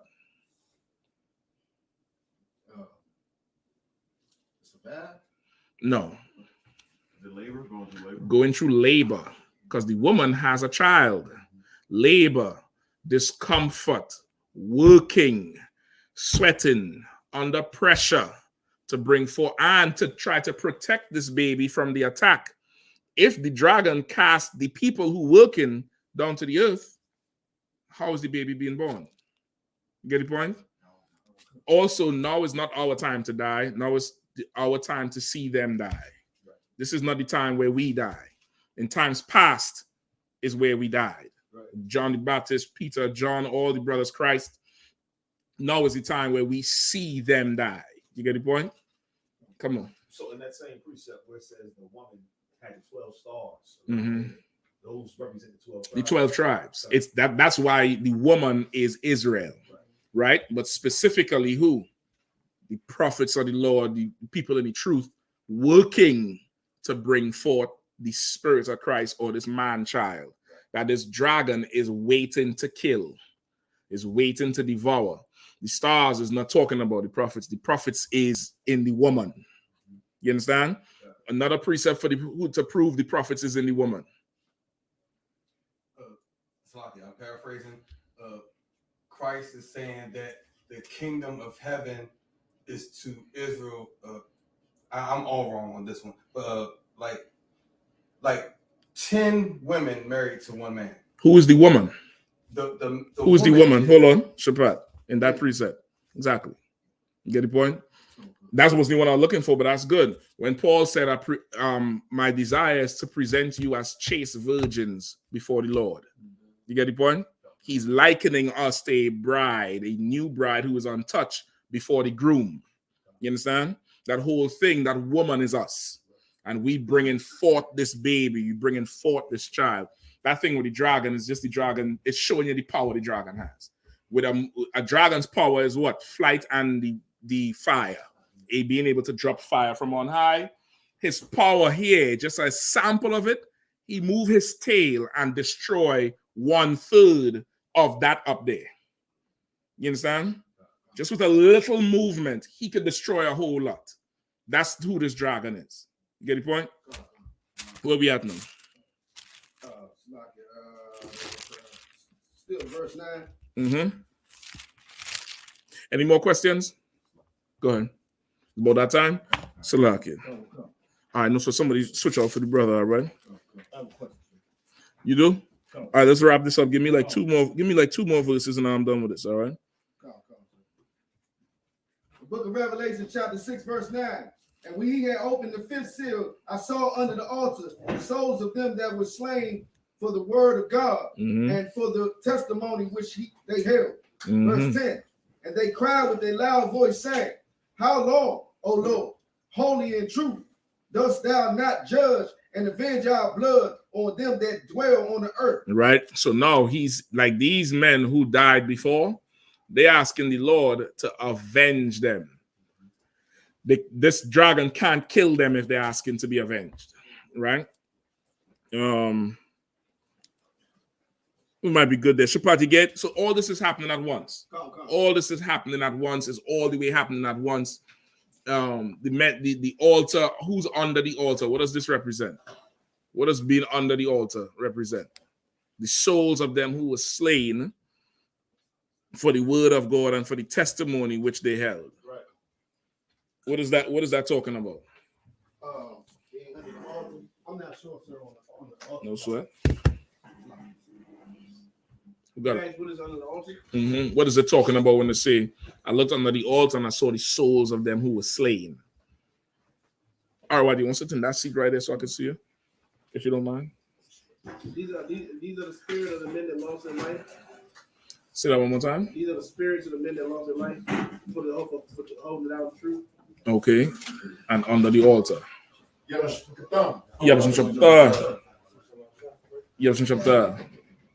Under the altar mean the truth, right? Basically the truth. And they died serving the Lord. They died serving the Lord. But remember, this is prophecy. So he looked, and this is the fifth seal, he looked and he saw under the altar the souls of them which were slain for the word of the Lord, and they crying, How long, O Lord, will it be before you come to avenge us? So what is he seeing? All of those who died for the truth throughout the times. Because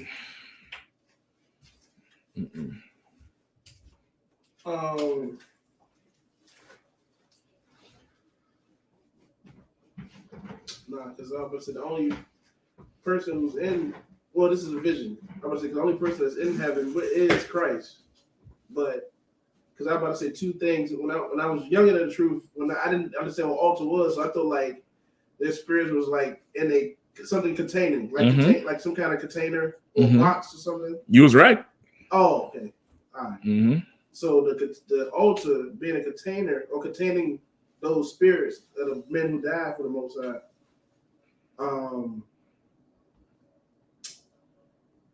Maybe once Christ, they will be released with Christ, or once Christ. You're still thinking chronological. So like saying like he's saying the people who died and they speaking. So is it like the dead rising? Come on, man. Who else? Who wants it? Says you'll give it that crap. These are. I'm listening. The ones that's going to be open to all tribes. You warming up.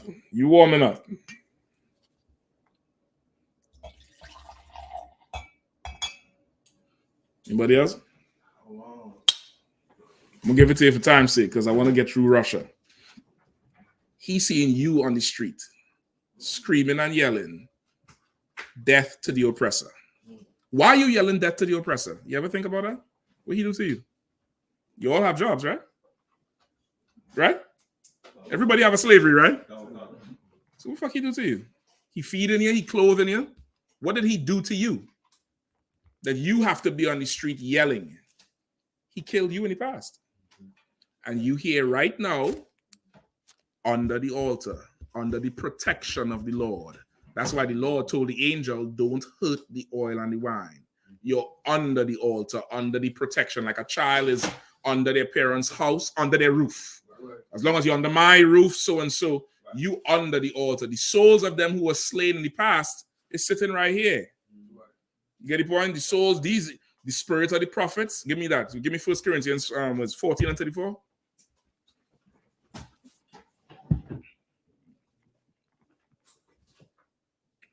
Or is it 32? Come. First Corinthians chapter 14, verse 32. And the spirits of the prophets are subject to the prophets. The spirits of the prophets are subject to the prophets. Meaning whoever was a prophet in the past is a prophet today. Right. So when he look and he see, remember all this is happening now. The white horse is riding now. The red horse is riding now. Right. So this what he's seeing here can't be in the past. It's 1 o'clock is 6, 3 o'clock is 12. It's all, he's seeing it all at once. So under this altar is you.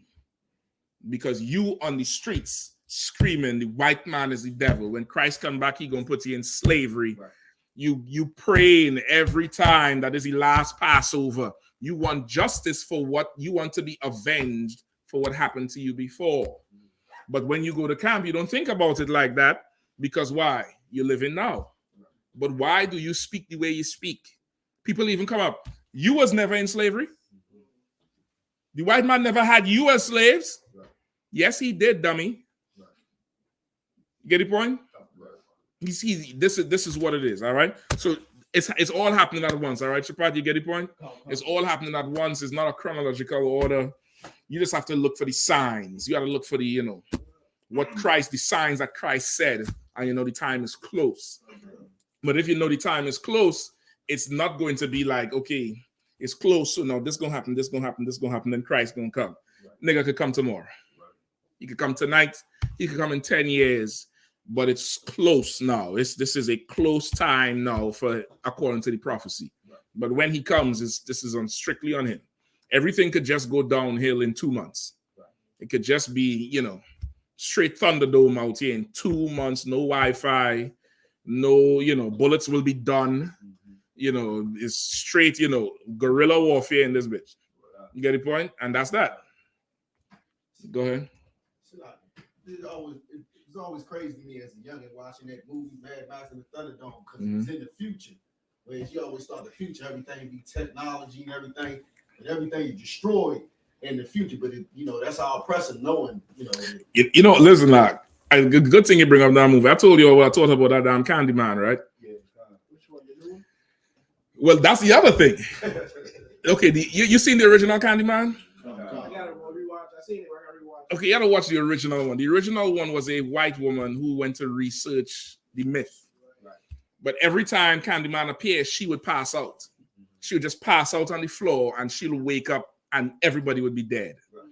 And they blame a nigga for this shit when this bitch was killing everybody. If you thinking in reality, right. Every time, just with the history of shit, a white woman say something that man blame a black man, she was killing everybody, which is why they put her in the hospital while they arrest her. Right. I think somebody heard this shit and made the new Candyman where he's a brother. Right. His role is what the white girl was in the beginning. Right. And I'm sure in the new one, they make it seem like he crazy and he doing all the killing. Right. Because in the original one, she was doing all the killing. Right. Now with this Mad Max, there's one black person in it. In the whole movie, the original one with Tina Turner. I think there's like one black person in it. Where the rest of the black people? Oh, maybe we hurt not the oil and the wine. Right. And Eve with her simple self. Listen, I would break down movies a little different. Salakia. I've noticed there ain't no niggas in there, really. Right. I think it's only her. And she got white people all around.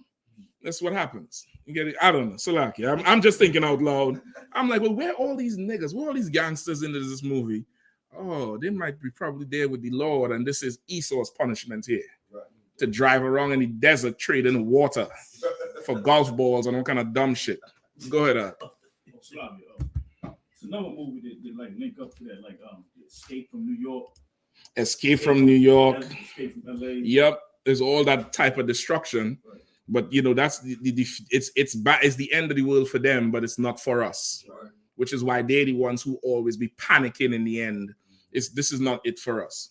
Same thing with the future. It was just all desert land and Book of Eli, because of the big flash. Or the big flash is the thermonuclear warfare. Right. And it's all desert land, like the Lord said, it would be made desolate and uninhabitable. Right. Get the point? Go ahead. There's a plague playing out right now that they're not talking about, where most of Edom is suffering from opioid addiction all across the U.S. Well, I mean, and it's mostly them. Well, okay, that ain't a new plague. Esau been a drug addict since Rome. You know what I mean? Forever, he's just been a big old drug addict. What happened is now that their kids is just leaving the house and being strung out in the goddamn street instead of being strung out home. You get the point? That's all. They was always going to the hospital and getting pills and just getting high and stupid and dumb. You get the point? But it's for sure a plague for them. But that ain't got shit to do with us. You know what I mean? So okay, good. Any more questions? I ain't gonna hold it up too much. I'll probably finish it next week. Or Bakwash could pick it up Monday. All right. So now Russia, right? I'm gonna need you'll see Russia on the map, right? Right, Barack, you could probably pull up a picture of that region as a map. The history or old picture of Russia. Just type in like ancient Russia or old Russia. And hold up. A map type of picture. Say again? A map type of picture. Yeah, a map of that region, if you don't mind.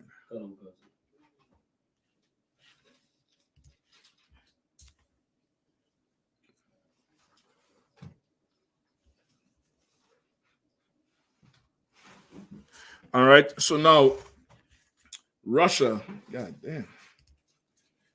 Yeah, I think I'm done with this shit. No, I'm too wild. If you'll be going to share the screen too, when I get it. Yeah, you could split the screen. I'm on one side and the picture of the map is on the other side. All right, so now the Russia we know, not today's Russia, the big USSR, right? A huge empire. That started with the Scandinavian people. But you know who the Scandinavian people are? Right, you could look it up. Some of these things you're going to have to look up. Go ahead. I believe they were like the original Vikings. Them Vikings, them people from Norway, Sweden, Denmark, Finland, right? And they were always not nomads, but Esau, just moving and killing and taking. That was them, right? They occupied that upper northmost region. I might have to look at a map so I don't get goddamn lost. All right, hold on. Right, they occupy that upper northmost region, right? Norway, Sweden, Finland, Denmark, that type of area, that northern side of Europe, northwestern side of that Russian, I don't know, it's a continent, whatever the hell that is, landmass, right? Around the 9th century, you had some of them Viking people coming further south for trade because they done establish their empire, and they started coming down trading. They would trade heavy furs at first, right? They started coming down trading around the same time on the southern part of that area, just where Turkey is. Turkey, Georgia, Russia, Iran, Azerbaijan. That area was called the Byzantine Empire, right? The Byzantine Empire, the capital was Constantinople. Go ahead.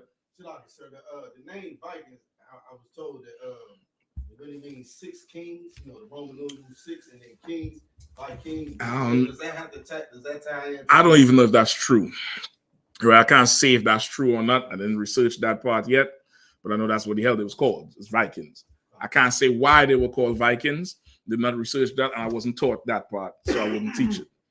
But it would be, okay, why is the Roman numerals 6 and then the rest not, English? Why is it, why is it not VI Zars, which is the Latin for king, Czar, which is where you get Caesar from. You get the point? I don't know. I just wouldn't teach that, right? And for this purpose, it's really kind of irrelevant. But I could look it up. I could ask the general tomorrow how they get the name Viking. No, I was just saying, like, if you did know that was the 6 kings, did they tie into like the horns, the horns of the beast? Hell no. Hell no.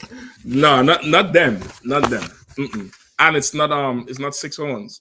It's 7. 7 horns. It's 10 horns and what is it? 7 heads and 10 horns. Salaki. Y'all twisting them all the way up. This wine is an extra strong right now. Right? Slacky. Let's get back to the Vikings. Let's get back to Ragnar and fucking Thor and them niggas. All right. So, around that time, the Byzantine Empire was real powerful. Very powerful, very rich empire. Right? There was the major trading location between that eastern part of Europe and the western part of Europe. Right? Because of their where they were situated. They were situated kind of in the lower middle part, right? That lower middle part that's just above Africa, the northeastern part of Africa. Just that lower middle part there, like I said, look anywhere from just on the right side of Greece, Turkey, Georgia, Azerbaijan, that area down there, just below that Black Sea, was the Byzantine Empire. Right, and they was thriving and rich because you see, they're in the center of everything for that period of time. All right, right. No, that location became an interest of them Vikings who was heading south, right, because of all the trade that was going on there. They was bringing down the damn furs, all the furs they had because they're so far up north. You could imagine they was designing some, garments or whatever they was trading into, and they would bring their boats from that Baltic Seas up there, carry the boats on land to whatever estuary or river, I forget the name of it, and you could trace it all the way down to where that Byzantine Empire was. And so all them shit you see on the TV show with how they would carry the boats on land, part of that is actual true history. That they would design these light boats to do it. Right? They were called the Varangians, right? And they would bring furs to Constantinople, right? Round about the mid-9th century, which is around the 1850s, right? From that Varangian tribe, now this is just one tribe of them Viking people. Viking people is, Norway, Finland, Denmark, Sweden, right? A ton of tribes is up there, all fighting for power, all fighting to become king of the Norse people, or the people from the north. Right, from that Varangian tribe, there's this one devil called Rurik. Rurik founded,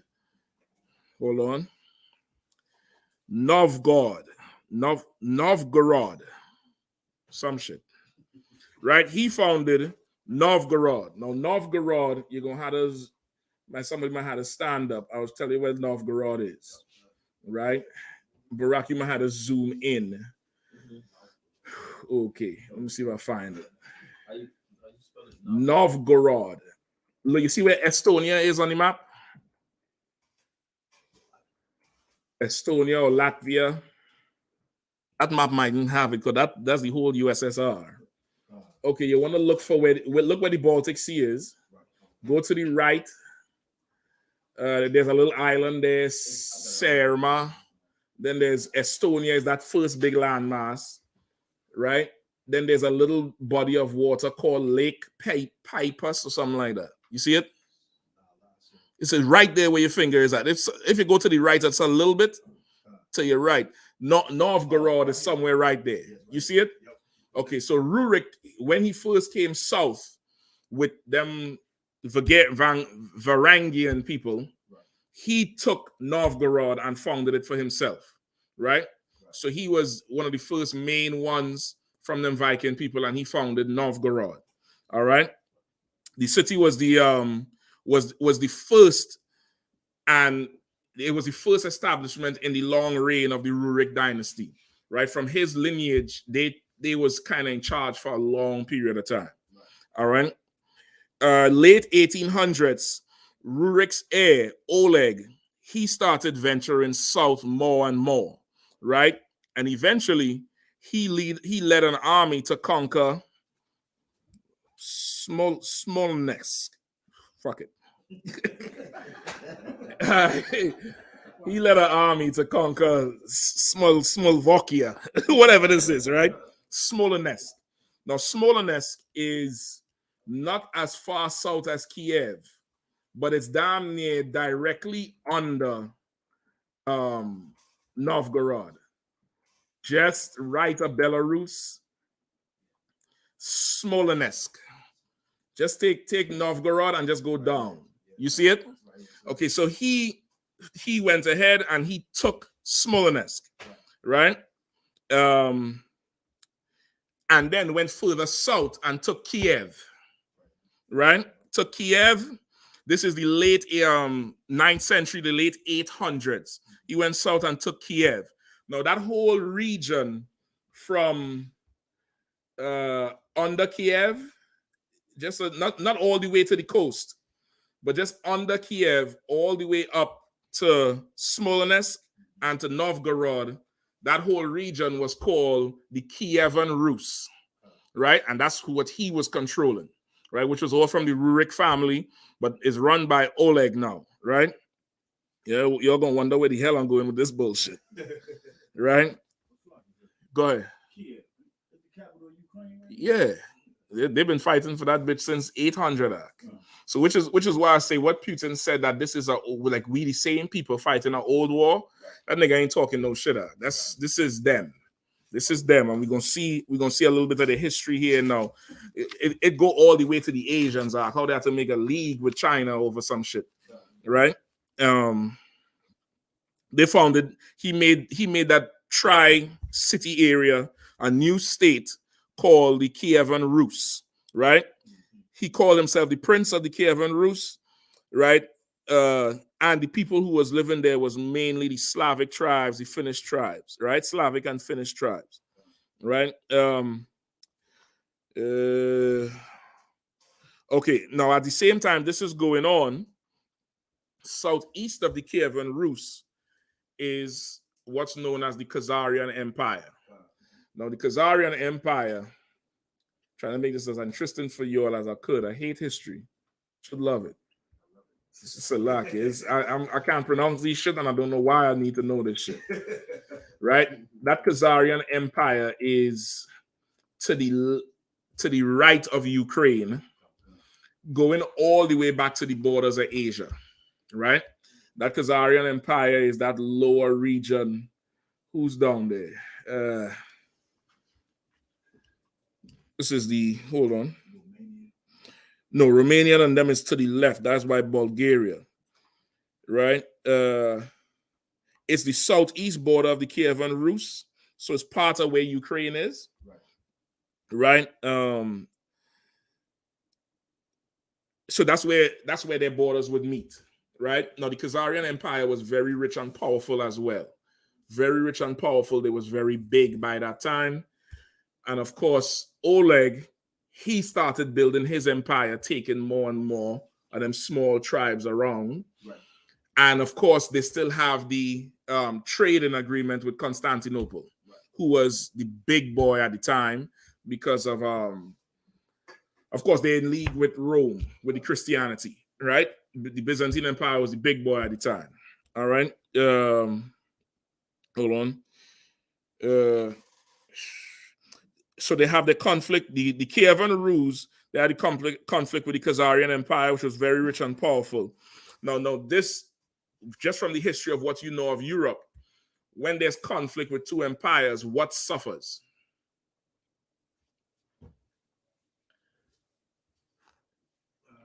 Just think about Esau. How do the people suffer? What's going on right now? Famine, the land. Not famine, something else. Yeah, trade. Trade is suffering because there's war. Just like, in the streets. This war is not good for nothing. It ain't, you don't kill all the damn drug fiends. You get the point? So as this war is going on, trade routes start suffering, right? This particular route that suffered the most was called the Volgan trade route, right? It's up there, it's called Volga, Bulgaria, but it's not where the Bulgarians are. It's Volga. So let me tell you where Volga is. All right, hold on. Gotta go back up by Novgorod. I feel like I'm talking about Star Trek and shit. All right, you gotta go up by Novgorod. Let me zoom in. Volga. Go ahead. Yeah, go ahead. Go ahead. Lead the history class. I know it's boring. I know it's boring as shit. Listen, I'm trying to do the research on this, and I'm like, it's too many fucking names, man. Excuse my language. Okay, just think to the right of Novgorod. It just goes to the right and comes down over the top where Moscow is, and goes straight down into the Khazarian Empire. That was the main trading route of the day. Just think like, your Panama Canal, or some area where there's a trade route where a lot of trade crosses. Right. The goods from the south come up to the north, goods from the north go down to the south. But because of this war, that trade route was compromised big time. Right? Also, this Khazarian Empire was key, and the trade route was key because it was central to the northern part, the western part, and China. Right? That Asian part, that Khazarian Empire sat right in the middle. And of course, that trade route was so major, it disrupted the trade, it disrupted the money. That shit was not good, right? So now, round about the mid-10th century, you have this devil named Sviatoslav, right? Sviatoslav, I think he was an heir to Oleg, either an heir to Oleg or somebody who rose in power. I believe the history on him is a little bit vague. Because as you read this history, a ton of these kings or princes had sons, and they would mysteriously die. Either the brothers would kill the brothers, the father would kill them out because they didn't want to do what the hell he liked. The mother might kill them for some reason.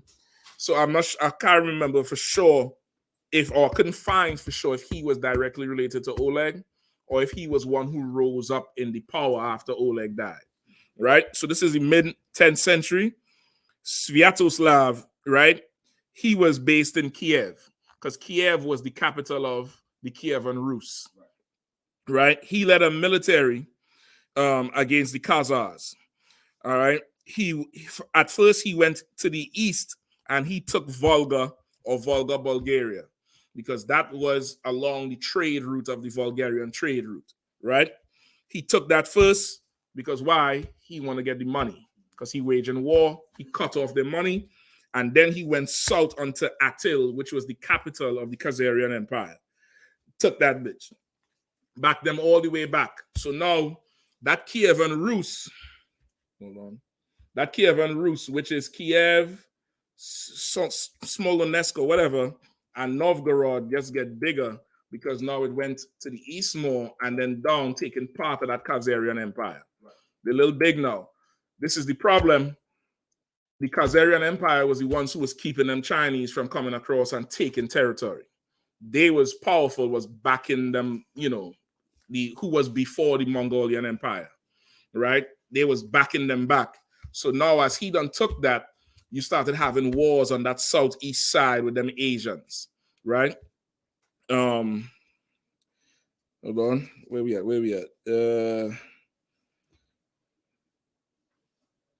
Right. Then after he took the Khazarian Empire, he moved southwest to take the Bulgarian Empire and the Balkans. Bulgaria is over to the left of Kiev, right, to the left and the southern side. That Bulgarian Empire is going to be where, Moldova, Romania, Hungary, Serbia, Croatia, right, all that area. He went and took that shit, right? I think the only place that was not was still free was Poland, right? So now you kind of see the pattern of them people. They just go, somebody rising up in power, getting enough men, and just going bit by bit and gobbling up them little territories, gobbling them up. All right.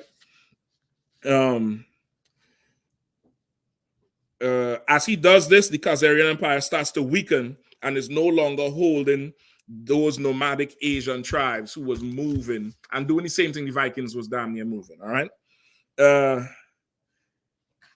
Hold on. The southern side of the Kievan Rus, right? Hold on. What's this? Late 900s.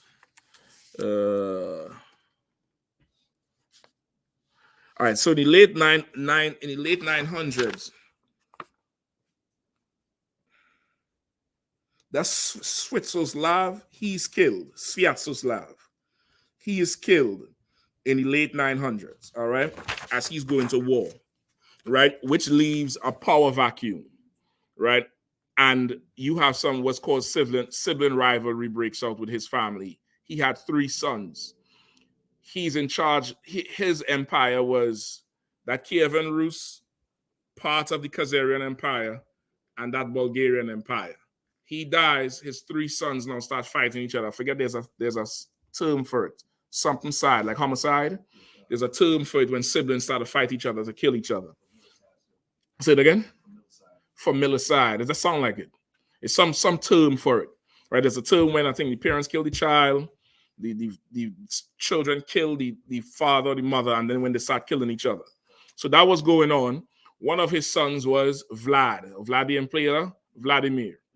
And this nigga left Kiev, went up north to the Scandinavian people, which was his original people, and got some niggas from there who was thorough as shit, and came back and killed everybody.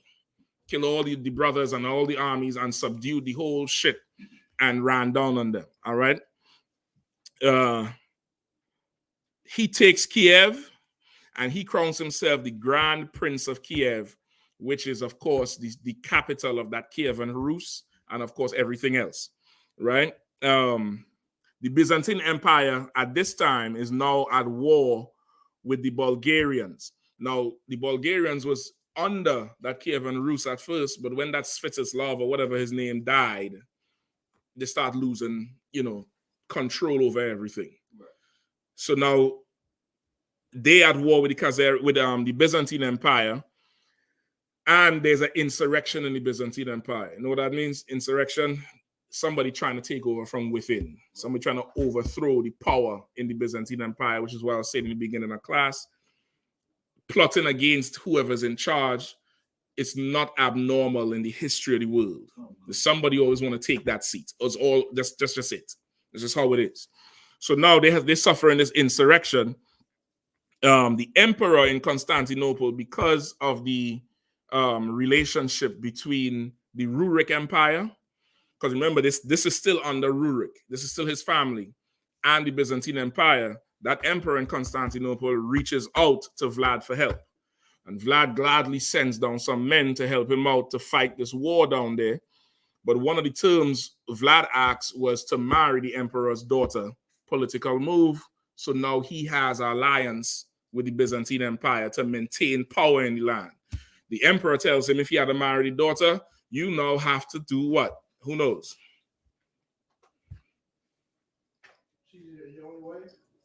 No. No. Take on a religion. Yeah, take the mark of the beast. You gotta come and get down with this beast now, because the Byzantine Empire, they was Christian, right? So now Vlad leaves the religion of, Thor and fuck it. What's the other one? Not Ragnar. What's the one they always? No. Odin. He had to leave Odin. and the damn hawk and the falcon and whatever, and he had to put a cross around his neck and become a Christian. But of course, Vlad want power. He don't give a damn about nothing. He now adopts Christianity, and Christianity becomes the main religion of the Kievan Rus. That's why today Christianity runs Kiev. That's why Putin is against homosexuality so strong. That's why he's so staunch and this, that, blah, blah, blah about, Christian morals, right? So that was the beginning of it. They took on Christianity. They was able to push back Bulgaria. They had an alliance. Christianity was the main religion in the Kievan Rus under the authority of Vlad, who was the patriarch of Constantinople. He was like an expat then. Right. Yeah, he had power, right? What time we have? 9:16. Give me a few more. All right, I'm going to give you the whole thing tonight.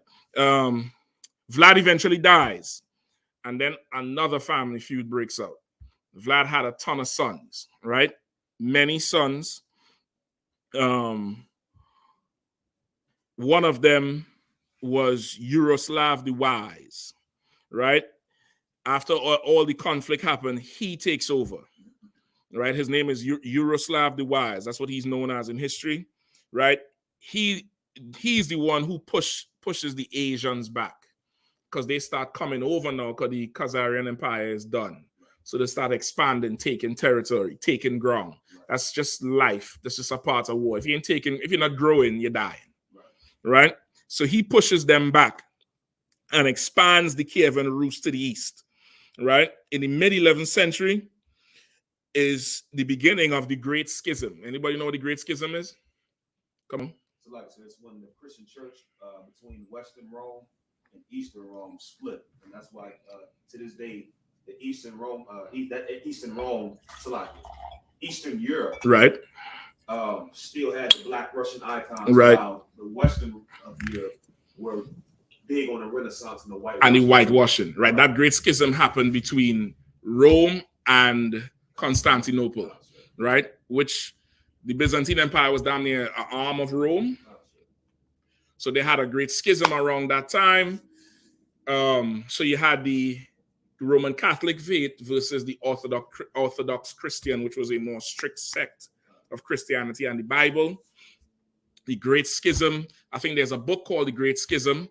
You would read about what is referred to as the Neri versus the Galopi, right? The Neri is black. The Galopi is white. The Neri is the Eastern Church. The Galopi is the Western Church. The Neri is the one who kept the original depictions of what was in the Bible. That's why you have the Russian icons today. That's why all them pictures of Saint Nicholas from Smyrna is still in black. There's a picture of Putin in one of them religious houses and black statues behind him. That Eastern Bloc, it's not foreign to them that the Jews are black. It's not foreign to them that Christ was black.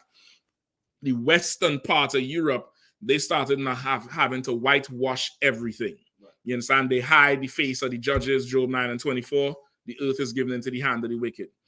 So now, as this is happening, this brings tension between Kiev and Poland. Poland is right on the border of that Kievan Rus Empire, right? It's right next door. It's just to the left of it, just to the west of it.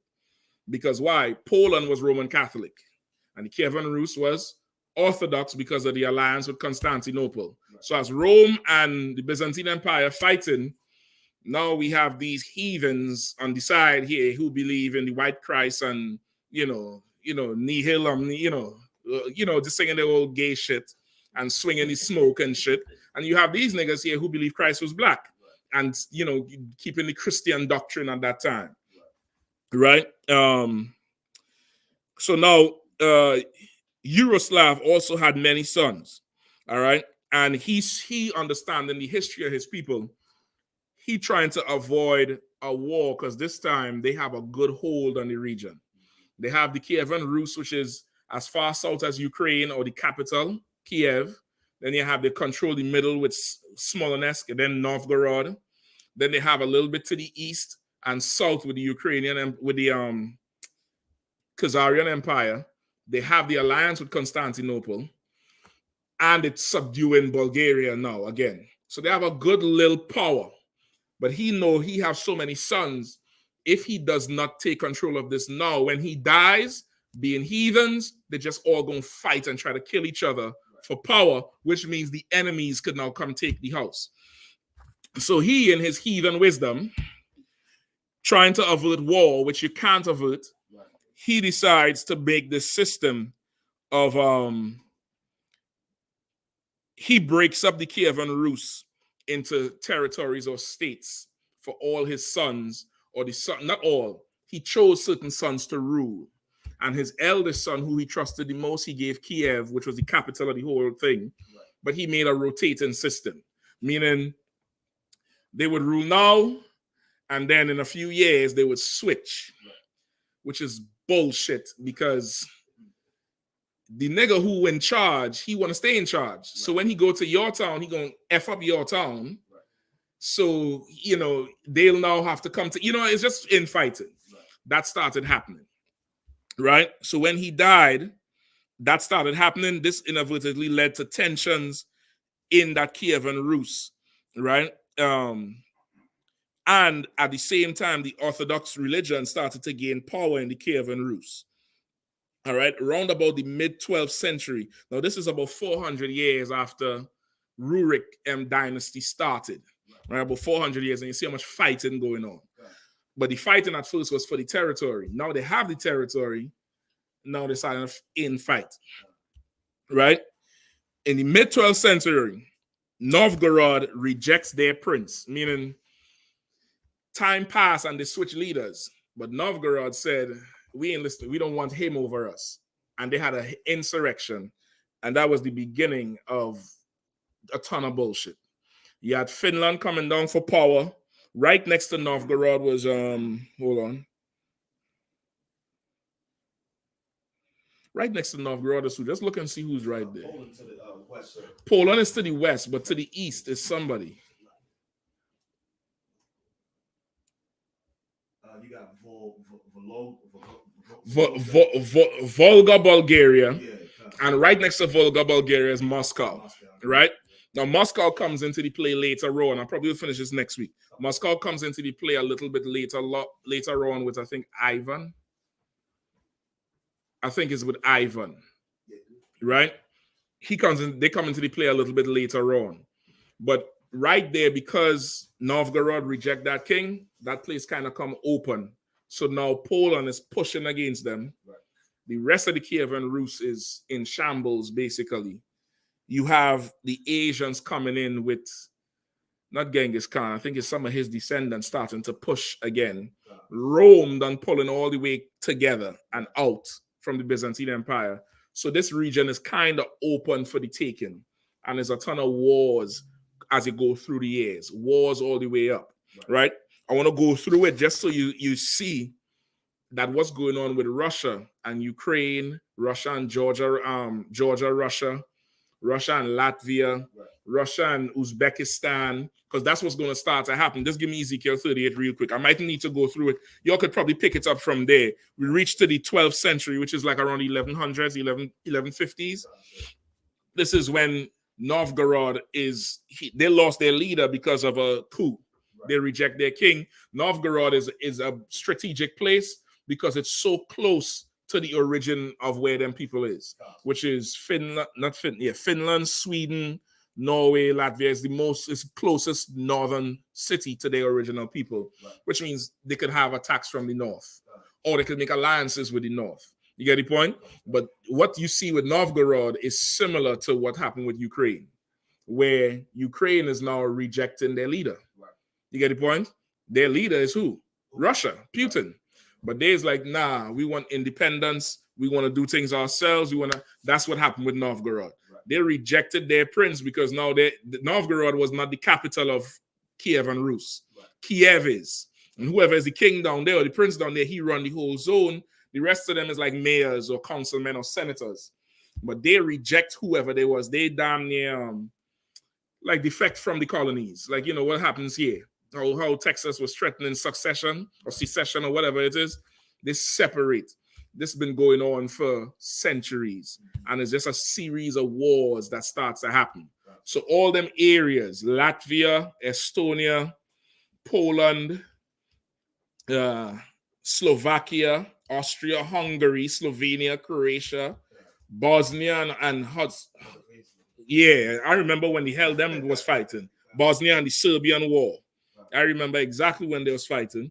Bulgaria, Romania, all them Uzbekistan and Kyrgyzstan and all them little stands all around Russia. All those are territories of them same people, or the Khazarian Empire, which was the Turks or the Ottoman Turks who ruled lower down there. All those are the same people from ancient times. That's always been fighting for territory, always been fighting for land, always been fighting for war. What Putin is doing is nothing new. Don't pray for it. Don't pray for, Ukraine or none of that. That's family business. Mind your own goddamn business.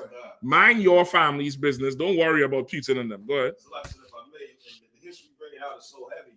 When I was in Esau military, I did intel, and Azerbaijan was my case study nation that I had to focus on. Mm-hmm. And like you said, for hundreds of years, that area has always been called a powder keg because of the constant fighting, and that's how World War I started. From the powder keg, Austria-Hungary beefing, Mm-hmm. and then that in turn started. It brought the whole Europe into war. So like that whole area, and I just find it ironic how these white reporters are saying, we're Europeans, we're civilized. We civilized. Well, y'all been fighting forever. Forever. They've been fighting forever. The whole European Union happened similar because of that. Because once there's a power vacuum in that region, it's gobble up the land, gobble it up, gobble it up. So the European Union decided, because I think it was after World War II, is when's the Haitian Revolution? Is it the Haitian Revolution kind of coincided with the end of, I think it's World War II, which meant that France was not able to get a ton of money from Haiti no more. And at that time, France was running shit. And if France go broke, now we had to go take from the neighbors. And it was a ton of war going on. They decided to make the European Union to say, we're not going to fight no more. Because let's say, even though you win the fight, we lose because you done destroy everything. So they made the European Union to say, we're going to have our differences, but we agree not to kill each other. We agree to dominate the rest of the world and split the spoil. You get the point? They've been fighting forever. Them European nations been fighting forever. Putin and his people, he know what he's talking about when he's saying, we are the same people, but this is an old war. I'm going to stop right there for time's sake. Next week, Lord Allah, I might pick it up again.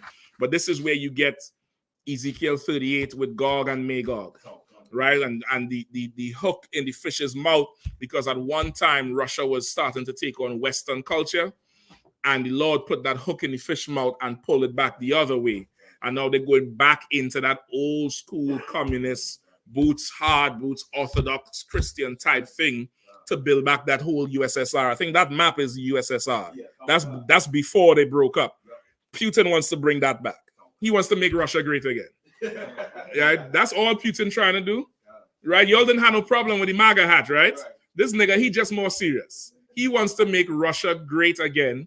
And leave the nigga alone, man. Shit, mind your business. What are you praying for? You're praying for them for. You get the point? So that's it. The Ezekiel 38 will run into that. But this is the history of them. You could pick it up there from around the 12th century, and you'll get to see that they've always been fighting. As soon as one king dies, the sons rise up and kill each other for power and try to take over the zone because it's a big, lucrative type of zone. It's always been a lucrative zone for trade. Go ahead. My pops put on the internet the other day, pray for Ukraine. I flagged it as hate speech. Goodbye. See, this is racist. It's racist. At the point, stay out of people's business, man. Mind your business. All right, that's Putin and them business, man. Let them drink their vodka. All right, with that, pass the class over to Priest and Officer Shepard. I.S.U.P.K security announcements. We are I.S.U.P.K out of 1 West, 125th Street, Harlem, New York, under Commander General Yahanna. New rules for brothers and sisters. When a new brother or sister comes into the school, they are off limits for 6 months. They are to be saluted only. They're here to shut themselves of the world. They're here to shed themselves of the world. After 6 months, if a brother or sister has an interest in a particular person, he or she must get permission from the head to speak to a brother or sister. There is another 6 months in which the brother or sister will court each other. After this 6-month period, the brother or sister will get permission from the head to marry. Tithes, which is a commandment. You can find this in the book of Numbers, chapter 18, verse 21. In the book of Malachi, chapter 3, verse 8 through 10. Means tenth in Hebrew, and it's pronounced I.S.U.P.K. 10% of every penny of any increase the Lord gives you, you give it to the Treasury Department or teach it. Priest fund, free will offering for priests, not mandatory. Whatsoever amount you would like to give. Upcoming Holy Convocation, the Passover. 14th day of the first month, Friday, April 15th, 2022. And the Feast of Unleavened Bread, 15th day of the first month, Saturday, April the 16th, 2022. You'll find this in the book of Exodus, chapter 12, verse 1 through 51. The book of Leviticus, chapter 23, verse 4 through 5. The book of 1 Corinthians, chapter 5, verse 7 through 8. And the book of 2 Chronicles, chapter 30, verse 17. Remind Akim and Akwati to check with social media such as ISUPK.com, Facebook, Twitter, YouTube, and so on for ISUPK events and materials. If a brother wants to be a trooper in the school, you should start wearing all black, which includes black boots, black shirts, black pants, black headband, and scarf. And with that, I say Imagine, which means to stand.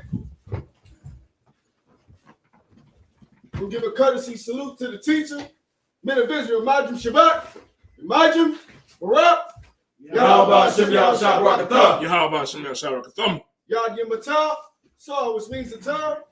Sister Imagine, which means to stand. We'll give a courtesy salute to the sister, men of Israel, Imagine Shabbat, Imagine Barak, Yahweh Shema Latham Hashem Yahushua.